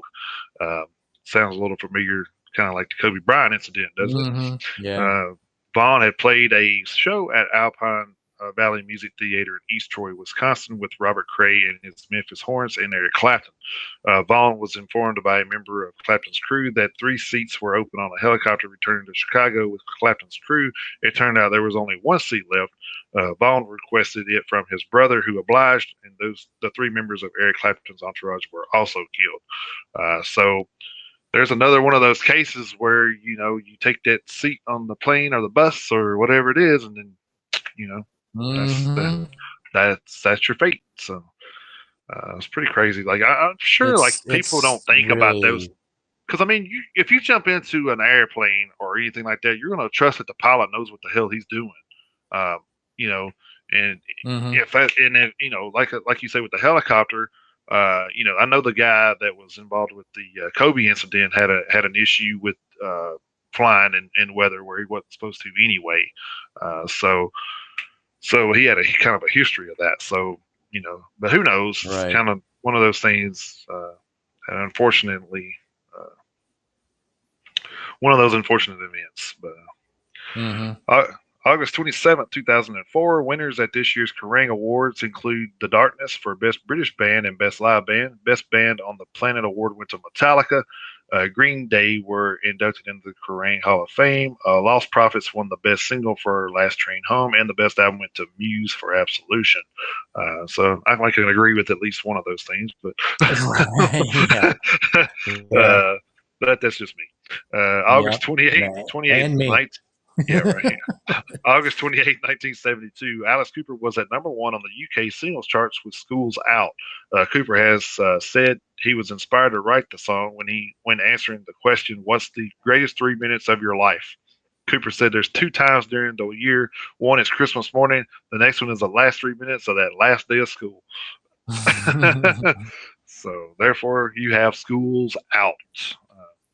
And that was all of the history I had. So there wasn't a lot going on as far as history wise. So, well, I mean, as far as Schools Out goes, it just goes to show you that inspiration doesn't have to be anything super duper earth shatteringly profound. no, Yeah, it could be the simplest of gestures or actions or whatever, man. Yeah, yeah. You never know where inspiration is going to strike. All right. Well, this week in metal history, as far as my part is concerned, is brought to you by This Day in Metal over at Twitter and on Facebook. Go follow Metalhead Marv over there. For the week of 8/21 leading up to 8/28, leading off with the holdovers from the end of the show last week, was actually quite a long list. We've got August 21st, 1992, Vital Remains releases their debut album Let Us Pray. August 21st, 1977, Motorhead releases their self-titled debut album. August 21st, 1990, Zentrix releases For Whose Advantage. Rat releases Detonator, that peaked at 23 on the Billboard 200. Stryper releases Against the Law, and Allison Chains releases their debut album Facelift. August 21st, 1995, Rainbow releases Stranger in Us All. August 21st, 2007, 6 a.m. releases their debut album, The Heroin Diaries Soundtrack. August 21st, 1986, Warlock releases True as Steel. August 21st, 2015, Battlecross releases Rise to Power. Ghost releases Meliora. Pentagram releases Curious Volume. Act of Defiance releases their debut album, Birth and the Burial. And Praying Mantis releases Legacy. August 21st, 2020, Unleash the Archers releases Abyss, and Vicious Rumors releases Celebration Decay. August 21st, 2009, Vader releases Necropolis, and UDO releases Dominator. August 21st, 1998, Angel Dust releases Border of Reality, and Elegy releases Manifestation of Fear. And August 21st of 2000, Hammerfall releases the single Renegade. Moving ahead to the 22nd, 8/22/2006, Lamb of God releases Sacrament, and Deicide releases The Stench of Redemption. Yes. August 22nd, 1984, Crocus releases The Blitz. August 22nd, 1988, Saint Vitus releases Mournful Cries. August 22nd, 1989, Fate's Warning releases Perfect Symmetry, which peaked at number 141 on the Billboard 200, and Onslaught releases In Search of Sanity, and LA Guns releases Cocked and Loaded, that peaked at number 38 on the Billboard 200, and Znuff releases their self-titled debut album, which the album's first single, New Thing, peaked at number 67 on the Billboard Hot 100. Moving ahead to the 23rd, August 23rd, 1980, Tigers of Pantang releases their debut album Wildcat, that peaked at number 16 on the official charts in the UK. August 23rd of 1991, Cirith Ungol releases Paradise Lost. August 23rd of 1989, Fifth Angel releases Time Will Tell. August 23rd, 1992, Mekong Delta releases Kaleidoscope. August 23rd of 2008, Hallows Eve releases The Never Ending Sleep. August 23rd, 1994, Demolition Hammer releases Time Bomb. August 3rd, 2019, Sacred Reich releases Awakening. August 23rd, 2013, Speed Trap releases their debut album Power Dose. And August 23rd of 2004, Grave releases Fiendish Regression. Moving ahead to the 24th, August 24th, 1989, Icon releases Right Between the Eyes. August 24th, 2010, Malevolent Creation releases Invidious Dominion, which peaked at number 26 on the Billboard 200. August 24th, 1988, Shoya releases Glamour. August 24th, 1993, Annihilator releases Set the World on Fire. And August 24th, 1992, Thunder releases Laughing on Judgment Day, which debuted at number 2 on the UK albums chart, and Messiah releases Rotten Parish. Moving ahead to the 25th, August 2022, Factory releases their debut album Soul of a New Machine, and Warrant releases Dog Eat Dog. August 25th, 1985, Rage releases Secrets in a Weird World. August 25th, 1997, Gamma Ray releases Somewhere Out in Space, and Jag Panzer releases The Fourth Judgment. August 25th, 1996, Gravedigger releases Tunes of War. August 25th, 2000, Impaler releases One Nation Underground. August 25th, 1983, Mass releases Metal Fighter. August 25th, 1995, Cancer releases Black Faith. August 25th, 1998, Rob Zombie releases Hellbilly Deluxe. That peaked at number 5 on the Billboard 200. Nice. August 25th, 2009, Municipal Waste releases Massive Aggressive. August 25th, 2002, Thunderbolt releases their debut album Diamonds and Demons. And August 25th, 2014, Wolf releases Devil Seed. Moving ahead to the 26th, August 26th, 2008, Motorhead releases Motorizer. August 26, 1984, Hex releases their debut album No Escape. August 26, 2002, Riot releases Through the Storm.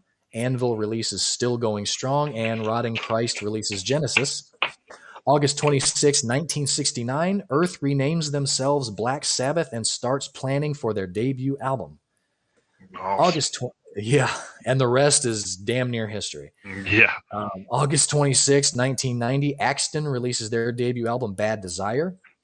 August 26th, 2016, Sodom releases Decision Day. Hellstar releases Vampiro. Running Wild releases Rapid Foray. And Vicious Rumors releases Concussion Protocol. August 26th of 2011, Ed Guy releases Age of the Joker. And August 26th of 2013, Insurrection releases Prototype. Moving ahead to the 27th, August 27th, 2014, Hammerfall releases Revolution. August 27, 2013, Annihilator releases Feast. August 27th, 1972, Elf releases their self-titled debut album. August 27th, 1996, Monstrosity releases Millennium. August 27th, 1990, Demolition Hammer releases their debut album Tortured Existence. August 27th, 2001, Moonspell releases Darkness and Hope. Devin Townsend releases Terria. And Demon releases Spaced Out Monkey. August 27th, 2012, The Order releases 1986. And August 27th, 1986, Touched releases Death Row. And finally, moving ahead to today's date, August 28th, 1988, Metallica releases the single Harvester of Sorrow. August 28th, 1992, Mortification releases Scrolls of the Megaloth. And August 28th of 2007, Obituary releases Executioner's Return. So those are the historical releases from the 21st up through today's date of the 28th. And as always, if there's any holdovers from today's date, I will lead off next week's segment with those. So I think this may be the most that I've ever listened to. Like, not saying that, but like from the rundown you got, I think this is the most I've ever been like, I have that album. So, yeah. So that's pretty wild. I'm sitting there going, he was going down through there, and I'm like, man, I have that. Oh, I have that. Oh, wow, right. I have that. It's like, damn. I usually don't say it that often doing these, but you know, well, I mean, I say it at least a few times, but like I felt myself saying it at least 10 to 12 times today. I'm just like, damn, that's crazy. Yeah, it's cool. All right, so we're going to go right into our top 10 of the week. We decided we were Mm-hmm. going to do 10 songs involving family. Yep. So you want to kick it off? You want me to? Why you want to do this? Yeah. I'll go ahead and kick off this week. All right. As always, in no particular order, just relating to the theme. Leading off, I have Mother by Danzig off the 1988 self-titled album. Then I have Mama, I'm Coming Home off of the aforementioned 1991 No More Tears album. Then I have Mama, We're All Crazy Now by Quiet Riot from 1984's Condition Critical. I have Cry Little Sister from Seasons After off of the 2010 Through Tomorrow album, which is also the cover version of the opening song to the movie from the 1980s, The Lost Boys, if any of you guys are old enough to remember that movie. Mm-hmm. And then I have Brother in Arms by Iron Savior off of their 2016 Titancraft album. Next, I have The God That Failed off of the 1991 Black Album from Metallica. And if you don't know the story behind that song, that song is in reference to James Hetfield's mom dying from cancer because she refused to get medically treated because of her religious beliefs. Mm-hmm. So that's the whole story behind that one. My next one is Brotherhood of the Snake by Testament off of the 2016 album of the same name. Then my next one is Welcome to the Family by Avenged Sevenfold off of 2010's Nightmare album. My next one is Entrance of the Conflagration by Trivium off the 2006 The Crusade album. And if you don't know the story behind that song, long story short, it's basically a mother who drowns all of her children in a bathtub. Oh my gosh! Doesn't have to be a happy song; just has to be a good song. Yeah. So it's a hypothetical situation, anyway. As far as the song is concerned. So just kind of get over that shit. Well, I mean that actually happened. It has happened. I know it has happened. I know it has happened. People are going to be like, "That really happened." I know it happened. I know the story. But as far as the song goes, I like the song. I didn't say I like the subject matter. Right. And then last but certainly not the Family Tree by Megadeth off of the 2004 Euthanasia album. I didn't catch that last one. You cut out. Oh, sorry. Family Tree by Megadeth off of the 2004 Euthanasia album. So we really, man, we're not going to have a long list this week. Do we have a lot of the same ones? Yeah, we had a lot of the same ones. So, okay. Yes. So I also had Avenged Sevenfold, Welcome to the Family. And I had Seasons After, Cry Little Sister. Also had Danzig's Mother. I had Ozzy Osbourne, Mama, I'm Coming Home. And I also had Megadeth Family Tree. So half of the ones that we overlapped. Oh, well. But it's all right. What are you going to do? But the other file that I had was Creator, Fallen Brother from Gods of Violence from 2017. I had Five Finger Death Punch, Remember Everything from American Capitalist from 2007. If you're not familiar with that song, he mentions damn near every member of his family. So, yes, he does. And I had Hell Yeah, Band of Brothers from Band of Brothers in 2012. And then I had In This Moment, Mother from the Mother album in 2020.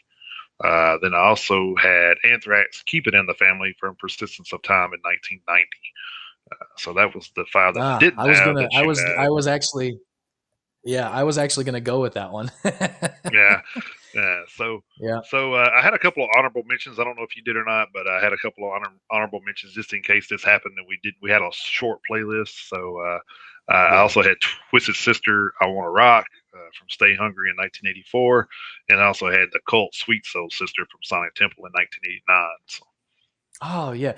The only other one that I was weighing is Blood Brothers by Iron Maiden off of the Brave New World album from 2000. All right. Well, cool. So we'll kind of compile all of that into the family playlist on Spotify. If you are you Spotify listeners out there, want to check that out later this evening. It should be up. I've also put a link into the to the chat and over here in the house to let you guys know the playlist for the week is up also.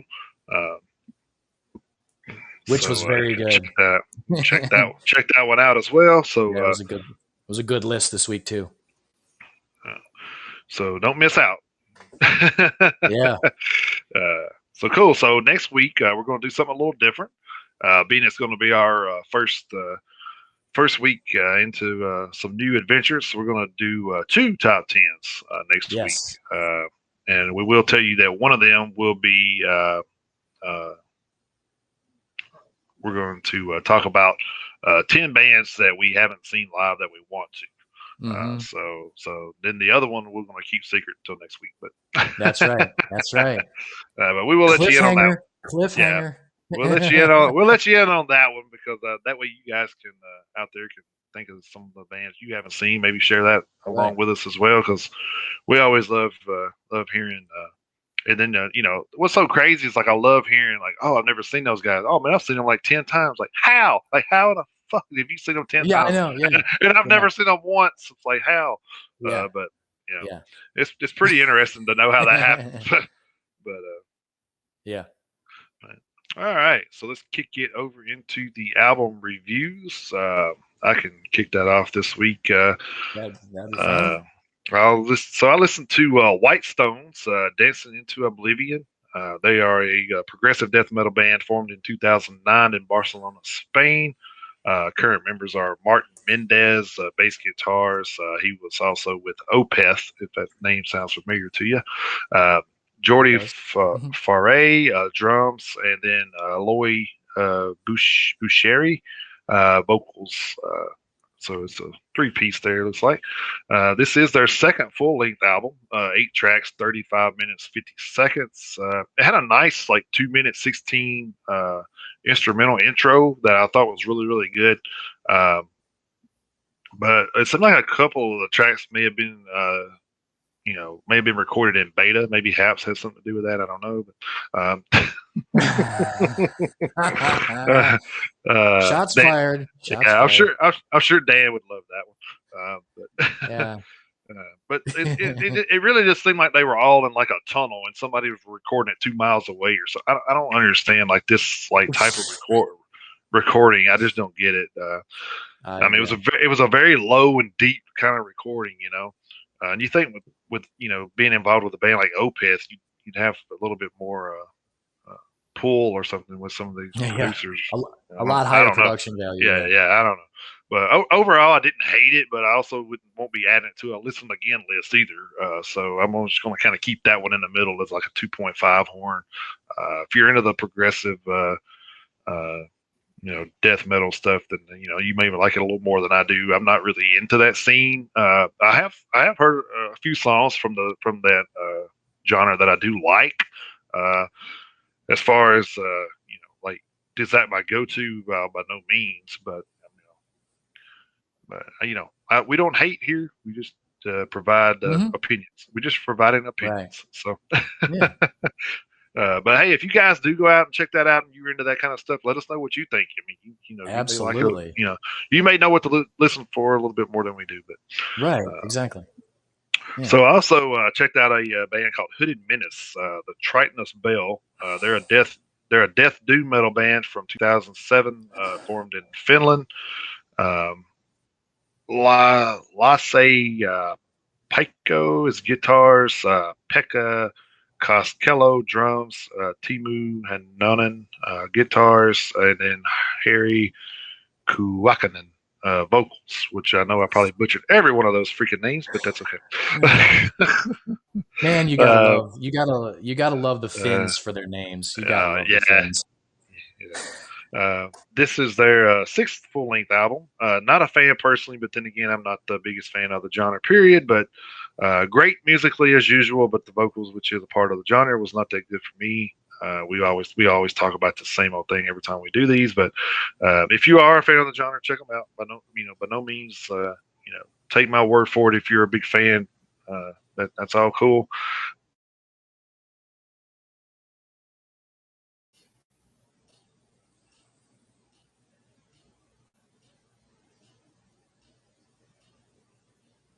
Oh, damn. I think did we lose Jason for a second there? Well, it was my turn last week to have issues. I guess it might be Jason's turn this week to have issues. Who knows? Let's see. What we'll do is while we're waiting for Jason to get back. Oh, hey, Wow. hey, I mean, I there have he no is. idea what happened. It was crazy. I was literally You, just telling everybody that it was my turn to have issues last week. It was just like your turn to have issues this week. yeah, yeah. Where you were froze when I was talking, and then my thing just went. I'm just like, okay, that makes no sense. Like, Well, see, that was weird because on my end you were frozen and then you cut out. yeah. So So where I do don't we know. get? I don't. So where were we? Let's put it that way. Well, basically you were just talking about how, if people are fans of the death metal genre, to go ahead and, come on over and let us know what they thought. Right. Basically the same. You were just reiterating what you said about the first band. Yeah. So And then so you missed. that was basically where you locked up on my end. Yeah. Yeah. So that's great. So right in the punchline of the joke, I get kicked out. Awesome. Oh, damn it. So anyway, the joke was I felt like I was at a demon summoning ceremony and the music was coming through the air vents. So, Oh, nice. uh, Okay. so, I'm gonna go down and just give this one two horns. So yeah, it wasn't a very impressive album week for me. Yeah, same. Except for the Spirit Adrift EP, which was fucking awesome. Yeah, we listened to that last night when we were sitting out there by the fire. Well, that was my first time hearing it. It was at least your second time hearing it. But yeah, it was a shame that it was only 3 songs because they were phenomenal. Yeah. So hopefully we'll get a little more from those guys. So, Yeah, maybe it was kind of a prelude to an LP. Well, I mean, I think they just had an album out like last year though. So it was recently, yeah. So maybe they're just kind of doing the Machine Head thing right now, putting out a few new songs at a time. So I mean, they've had full length albums in 16, 17, 19, and 20. So and there's been EPs and singles in between. So that's a good sign that they're going to have a new album out next year, maybe. Yeah, seems to be in keeping with the formula here lately. Yeah. So good deal. And I think I was more blown away by finding out that they're just a 2-piece. I actually thought there was more than that. More than that, the band. I'm just like, holy shit. Yeah. But man, what did you have this week? Yeah. Okay. I did my formal review on the new album Aphelion by Leprous. They're a progressive metal / rock band out of Notodden, Norway. They've been around since 2001. Their lyrical themes include loneliness, pain, anxiety, suffering, and introspection. So, it's a really upbeat album.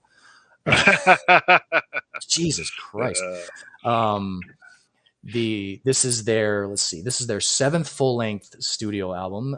Their debut album Tall Poppy Syndrome came out in 2009. Not exactly sure why it took 8 years to get their first full-length LP out, but formed in 2001, first full-length LP came out in 2009. Not sure why.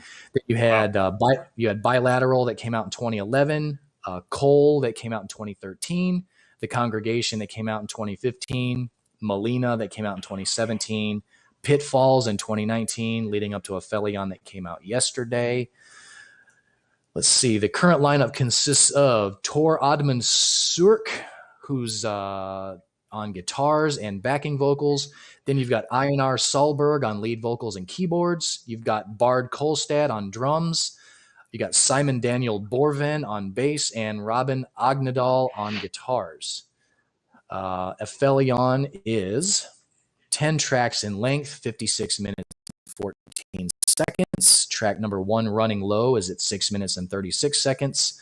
Track 2, Out of Here, at 4:16. Track 3, Silhouette, at 3:45. Track 4, All the Moments, at 6:52. Track 5, Have You Ever, at 4:42. Track 6, The Silent Revelation, at 5:46. Track 7, The Shadow Side, at 4:29. Track 8, On Hold, at 7:48. Track 9, Castaway Angels, at 4:56, and track 10, Nighttime Disguise, at 7:04. I'm not exactly sure, obviously, of this band's previous releases because this was a band that's new to me. In keeping with how I usually try to do this, I try to do a formal review on a band I never heard of before. So I'm not exactly sure of their previous 6 releases. I do know that this one, even though they're listed as a progressive metal and rock band, I definitely didn't hear any metal aspects to this album. I heard a lot of other musical styles in this album, like jazz, electronica. There was a lot of electronica in it. Honestly, there really wasn't a whole lot of guitar as far as it being the predominant album or the predominant instrument on this album. Vocally, the lead singer, this guy has got a hell of a set of pipes. I mean, he can hit all the notes. He kind of reminds me of the lead singer of Affiance, as far as like the vocal range that he has. But stylistically, they don't sound anything like Affiance. Affiance is a hell of a lot heavier than at least this album was. Not super duper up tempo on a lot of the songs. Like I say, a lot of them were, they were slower pace, a lot of electronica. The dude can sing. I can't take anything away from him. But as far as a metal album, I just wasn't really feeling it because there were basically no guitar solos to speak of whatsoever, which I know that doesn't make a metal album. A guitar solo isn't a prerequisite, but when you're really not playing guitar at all and there's really no guitar solos to speak of, and the funny thing is the album wasn't heavy, but that doesn't mean it wasn't dark, because they were, there was piano in there, and you can make a piano sound ominous. So the addition of the piano and a little bit of the electronic aspect that was included, and there was a little bit of that melodic choral accompaniment in the background of some of these songs that gave it a little bit of a darkness to it. But to me, there wasn't any real heaviness to it. So just based on this album alone, not knowing the band's history, I'm not exactly sure where the progressive metal moniker comes from. So basically, I can only really give this like a 1 out of 5, and I think I'm kind of being generous just because it doesn't really fit the mold of what I would consider a heavy metal album. I know that last week I gave the album last week a 0 out of 5, and I really hated to do that. So I may be a little generous here with the 1 out of 5. I don't think I would. Obviously, I'm going to say I probably wouldn't listen to this album again, and I don't know if it would lead me to go check out the rest of the catalog. If this is the overall style that they stick with, it's just not really. I don't have a problem with the progressive part, because there are other progressive bands that I've listened to that I like, but they're actual progressive metal bands. I mean, they've got guitars, they've got guitars and guitar solos, they got drums and double bass and all the stuff that I like. But they've got, having electronic, the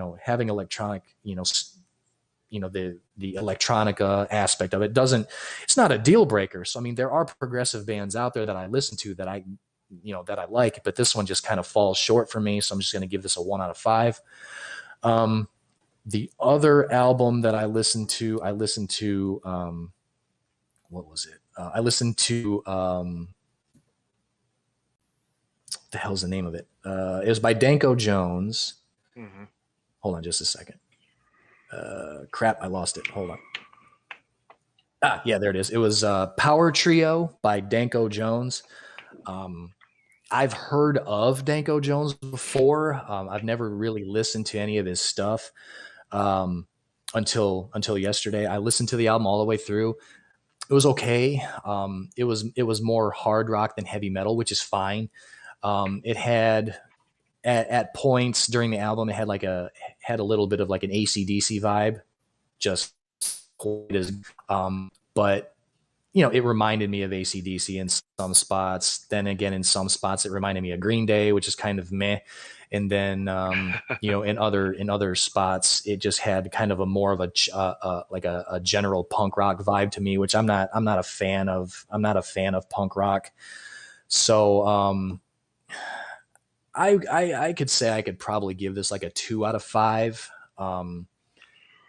I could listen to this one again if I had to. Like I say, if one of the songs came on, it'd be kind of it wouldn't be like, oh shit, nope. I wouldn't automatically be hitting the skip button or anything like that. But don't know like, that I. Yeah, don't. It'd almost be like what kind of mood you're in when it comes on, maybe. Or yeah, maybe. Yeah, but so he's got. I don't know exactly how many instruments he plays. I mean, he's got talent. Obviously, he's got talent. Mm-hmm. Not trying to discount that.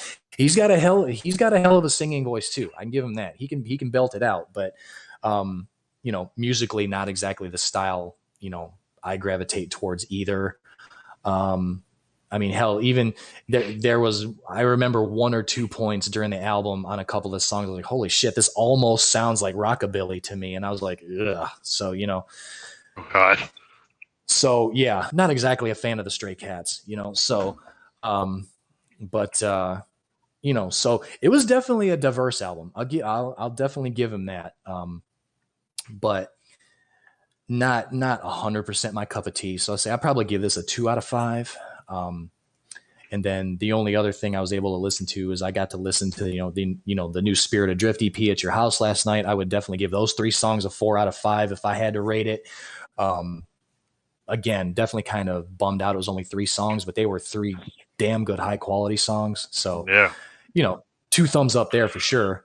I downloaded the new Ginger album. Haven't had a chance to listen to it yet, other than the couple of singles that have come out on YouTube.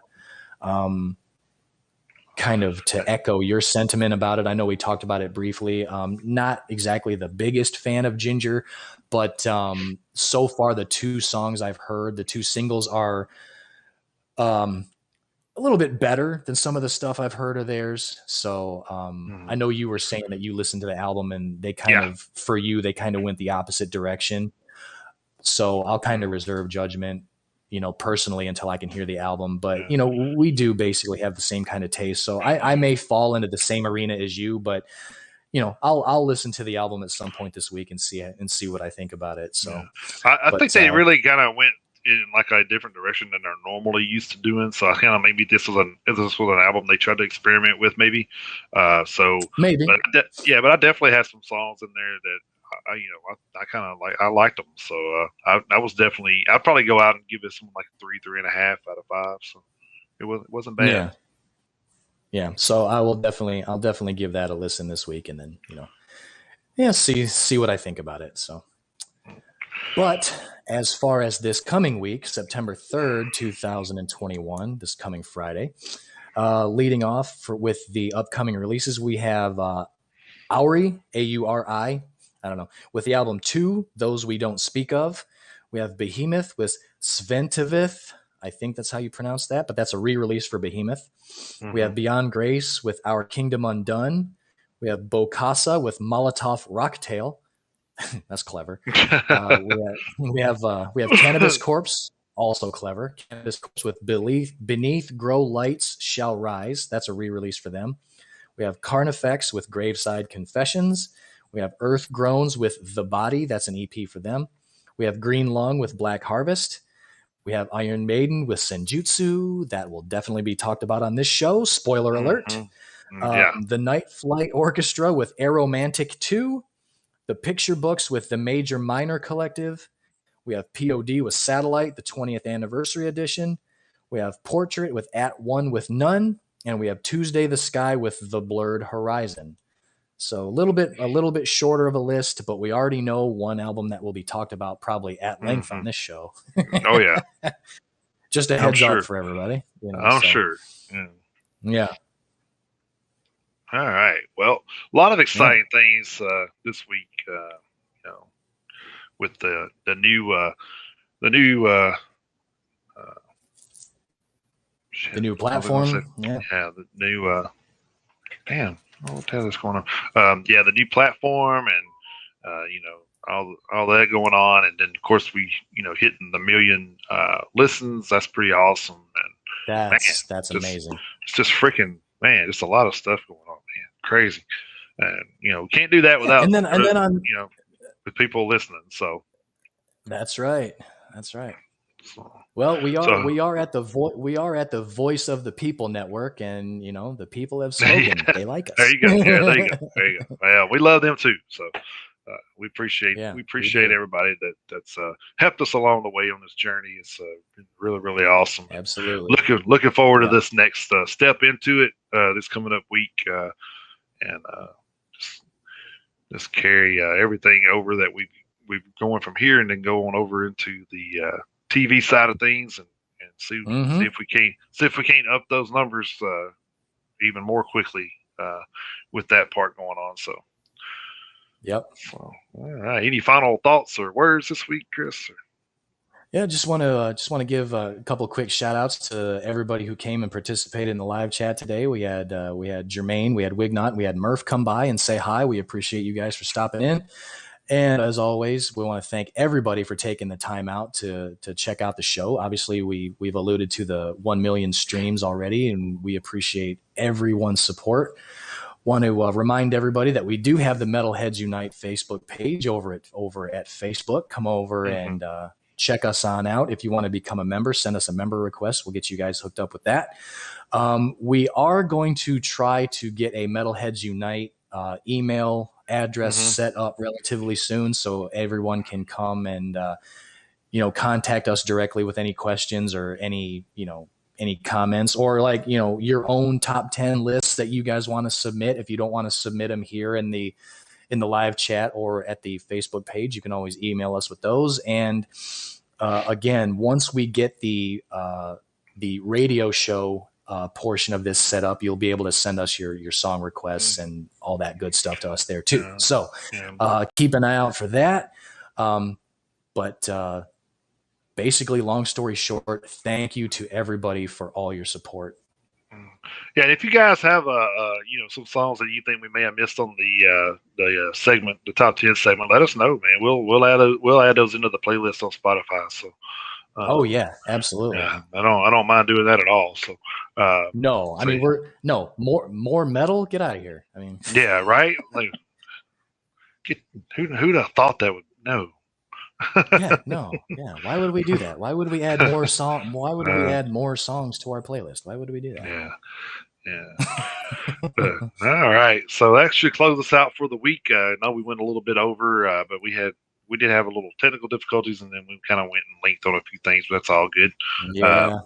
Yes, we always get the pat on the back saying, don't worry about it. So. Yeah. I'm pretty sure it's going to be the same thing. We do thank all of you for dropping in, participating in the chats, liking the page, getting us over to the million views, or listen. Sorry, so used to being on YouTube and stuff. So, but yeah, getting us to that million listens point, that's pretty awesome. But yeah, I just want to thank everybody for stopping by, and until next week, you guys keep those devil horns held high. Jump in that pit anytime you can. We will see you guys next week. Thank you guys. Have a great week.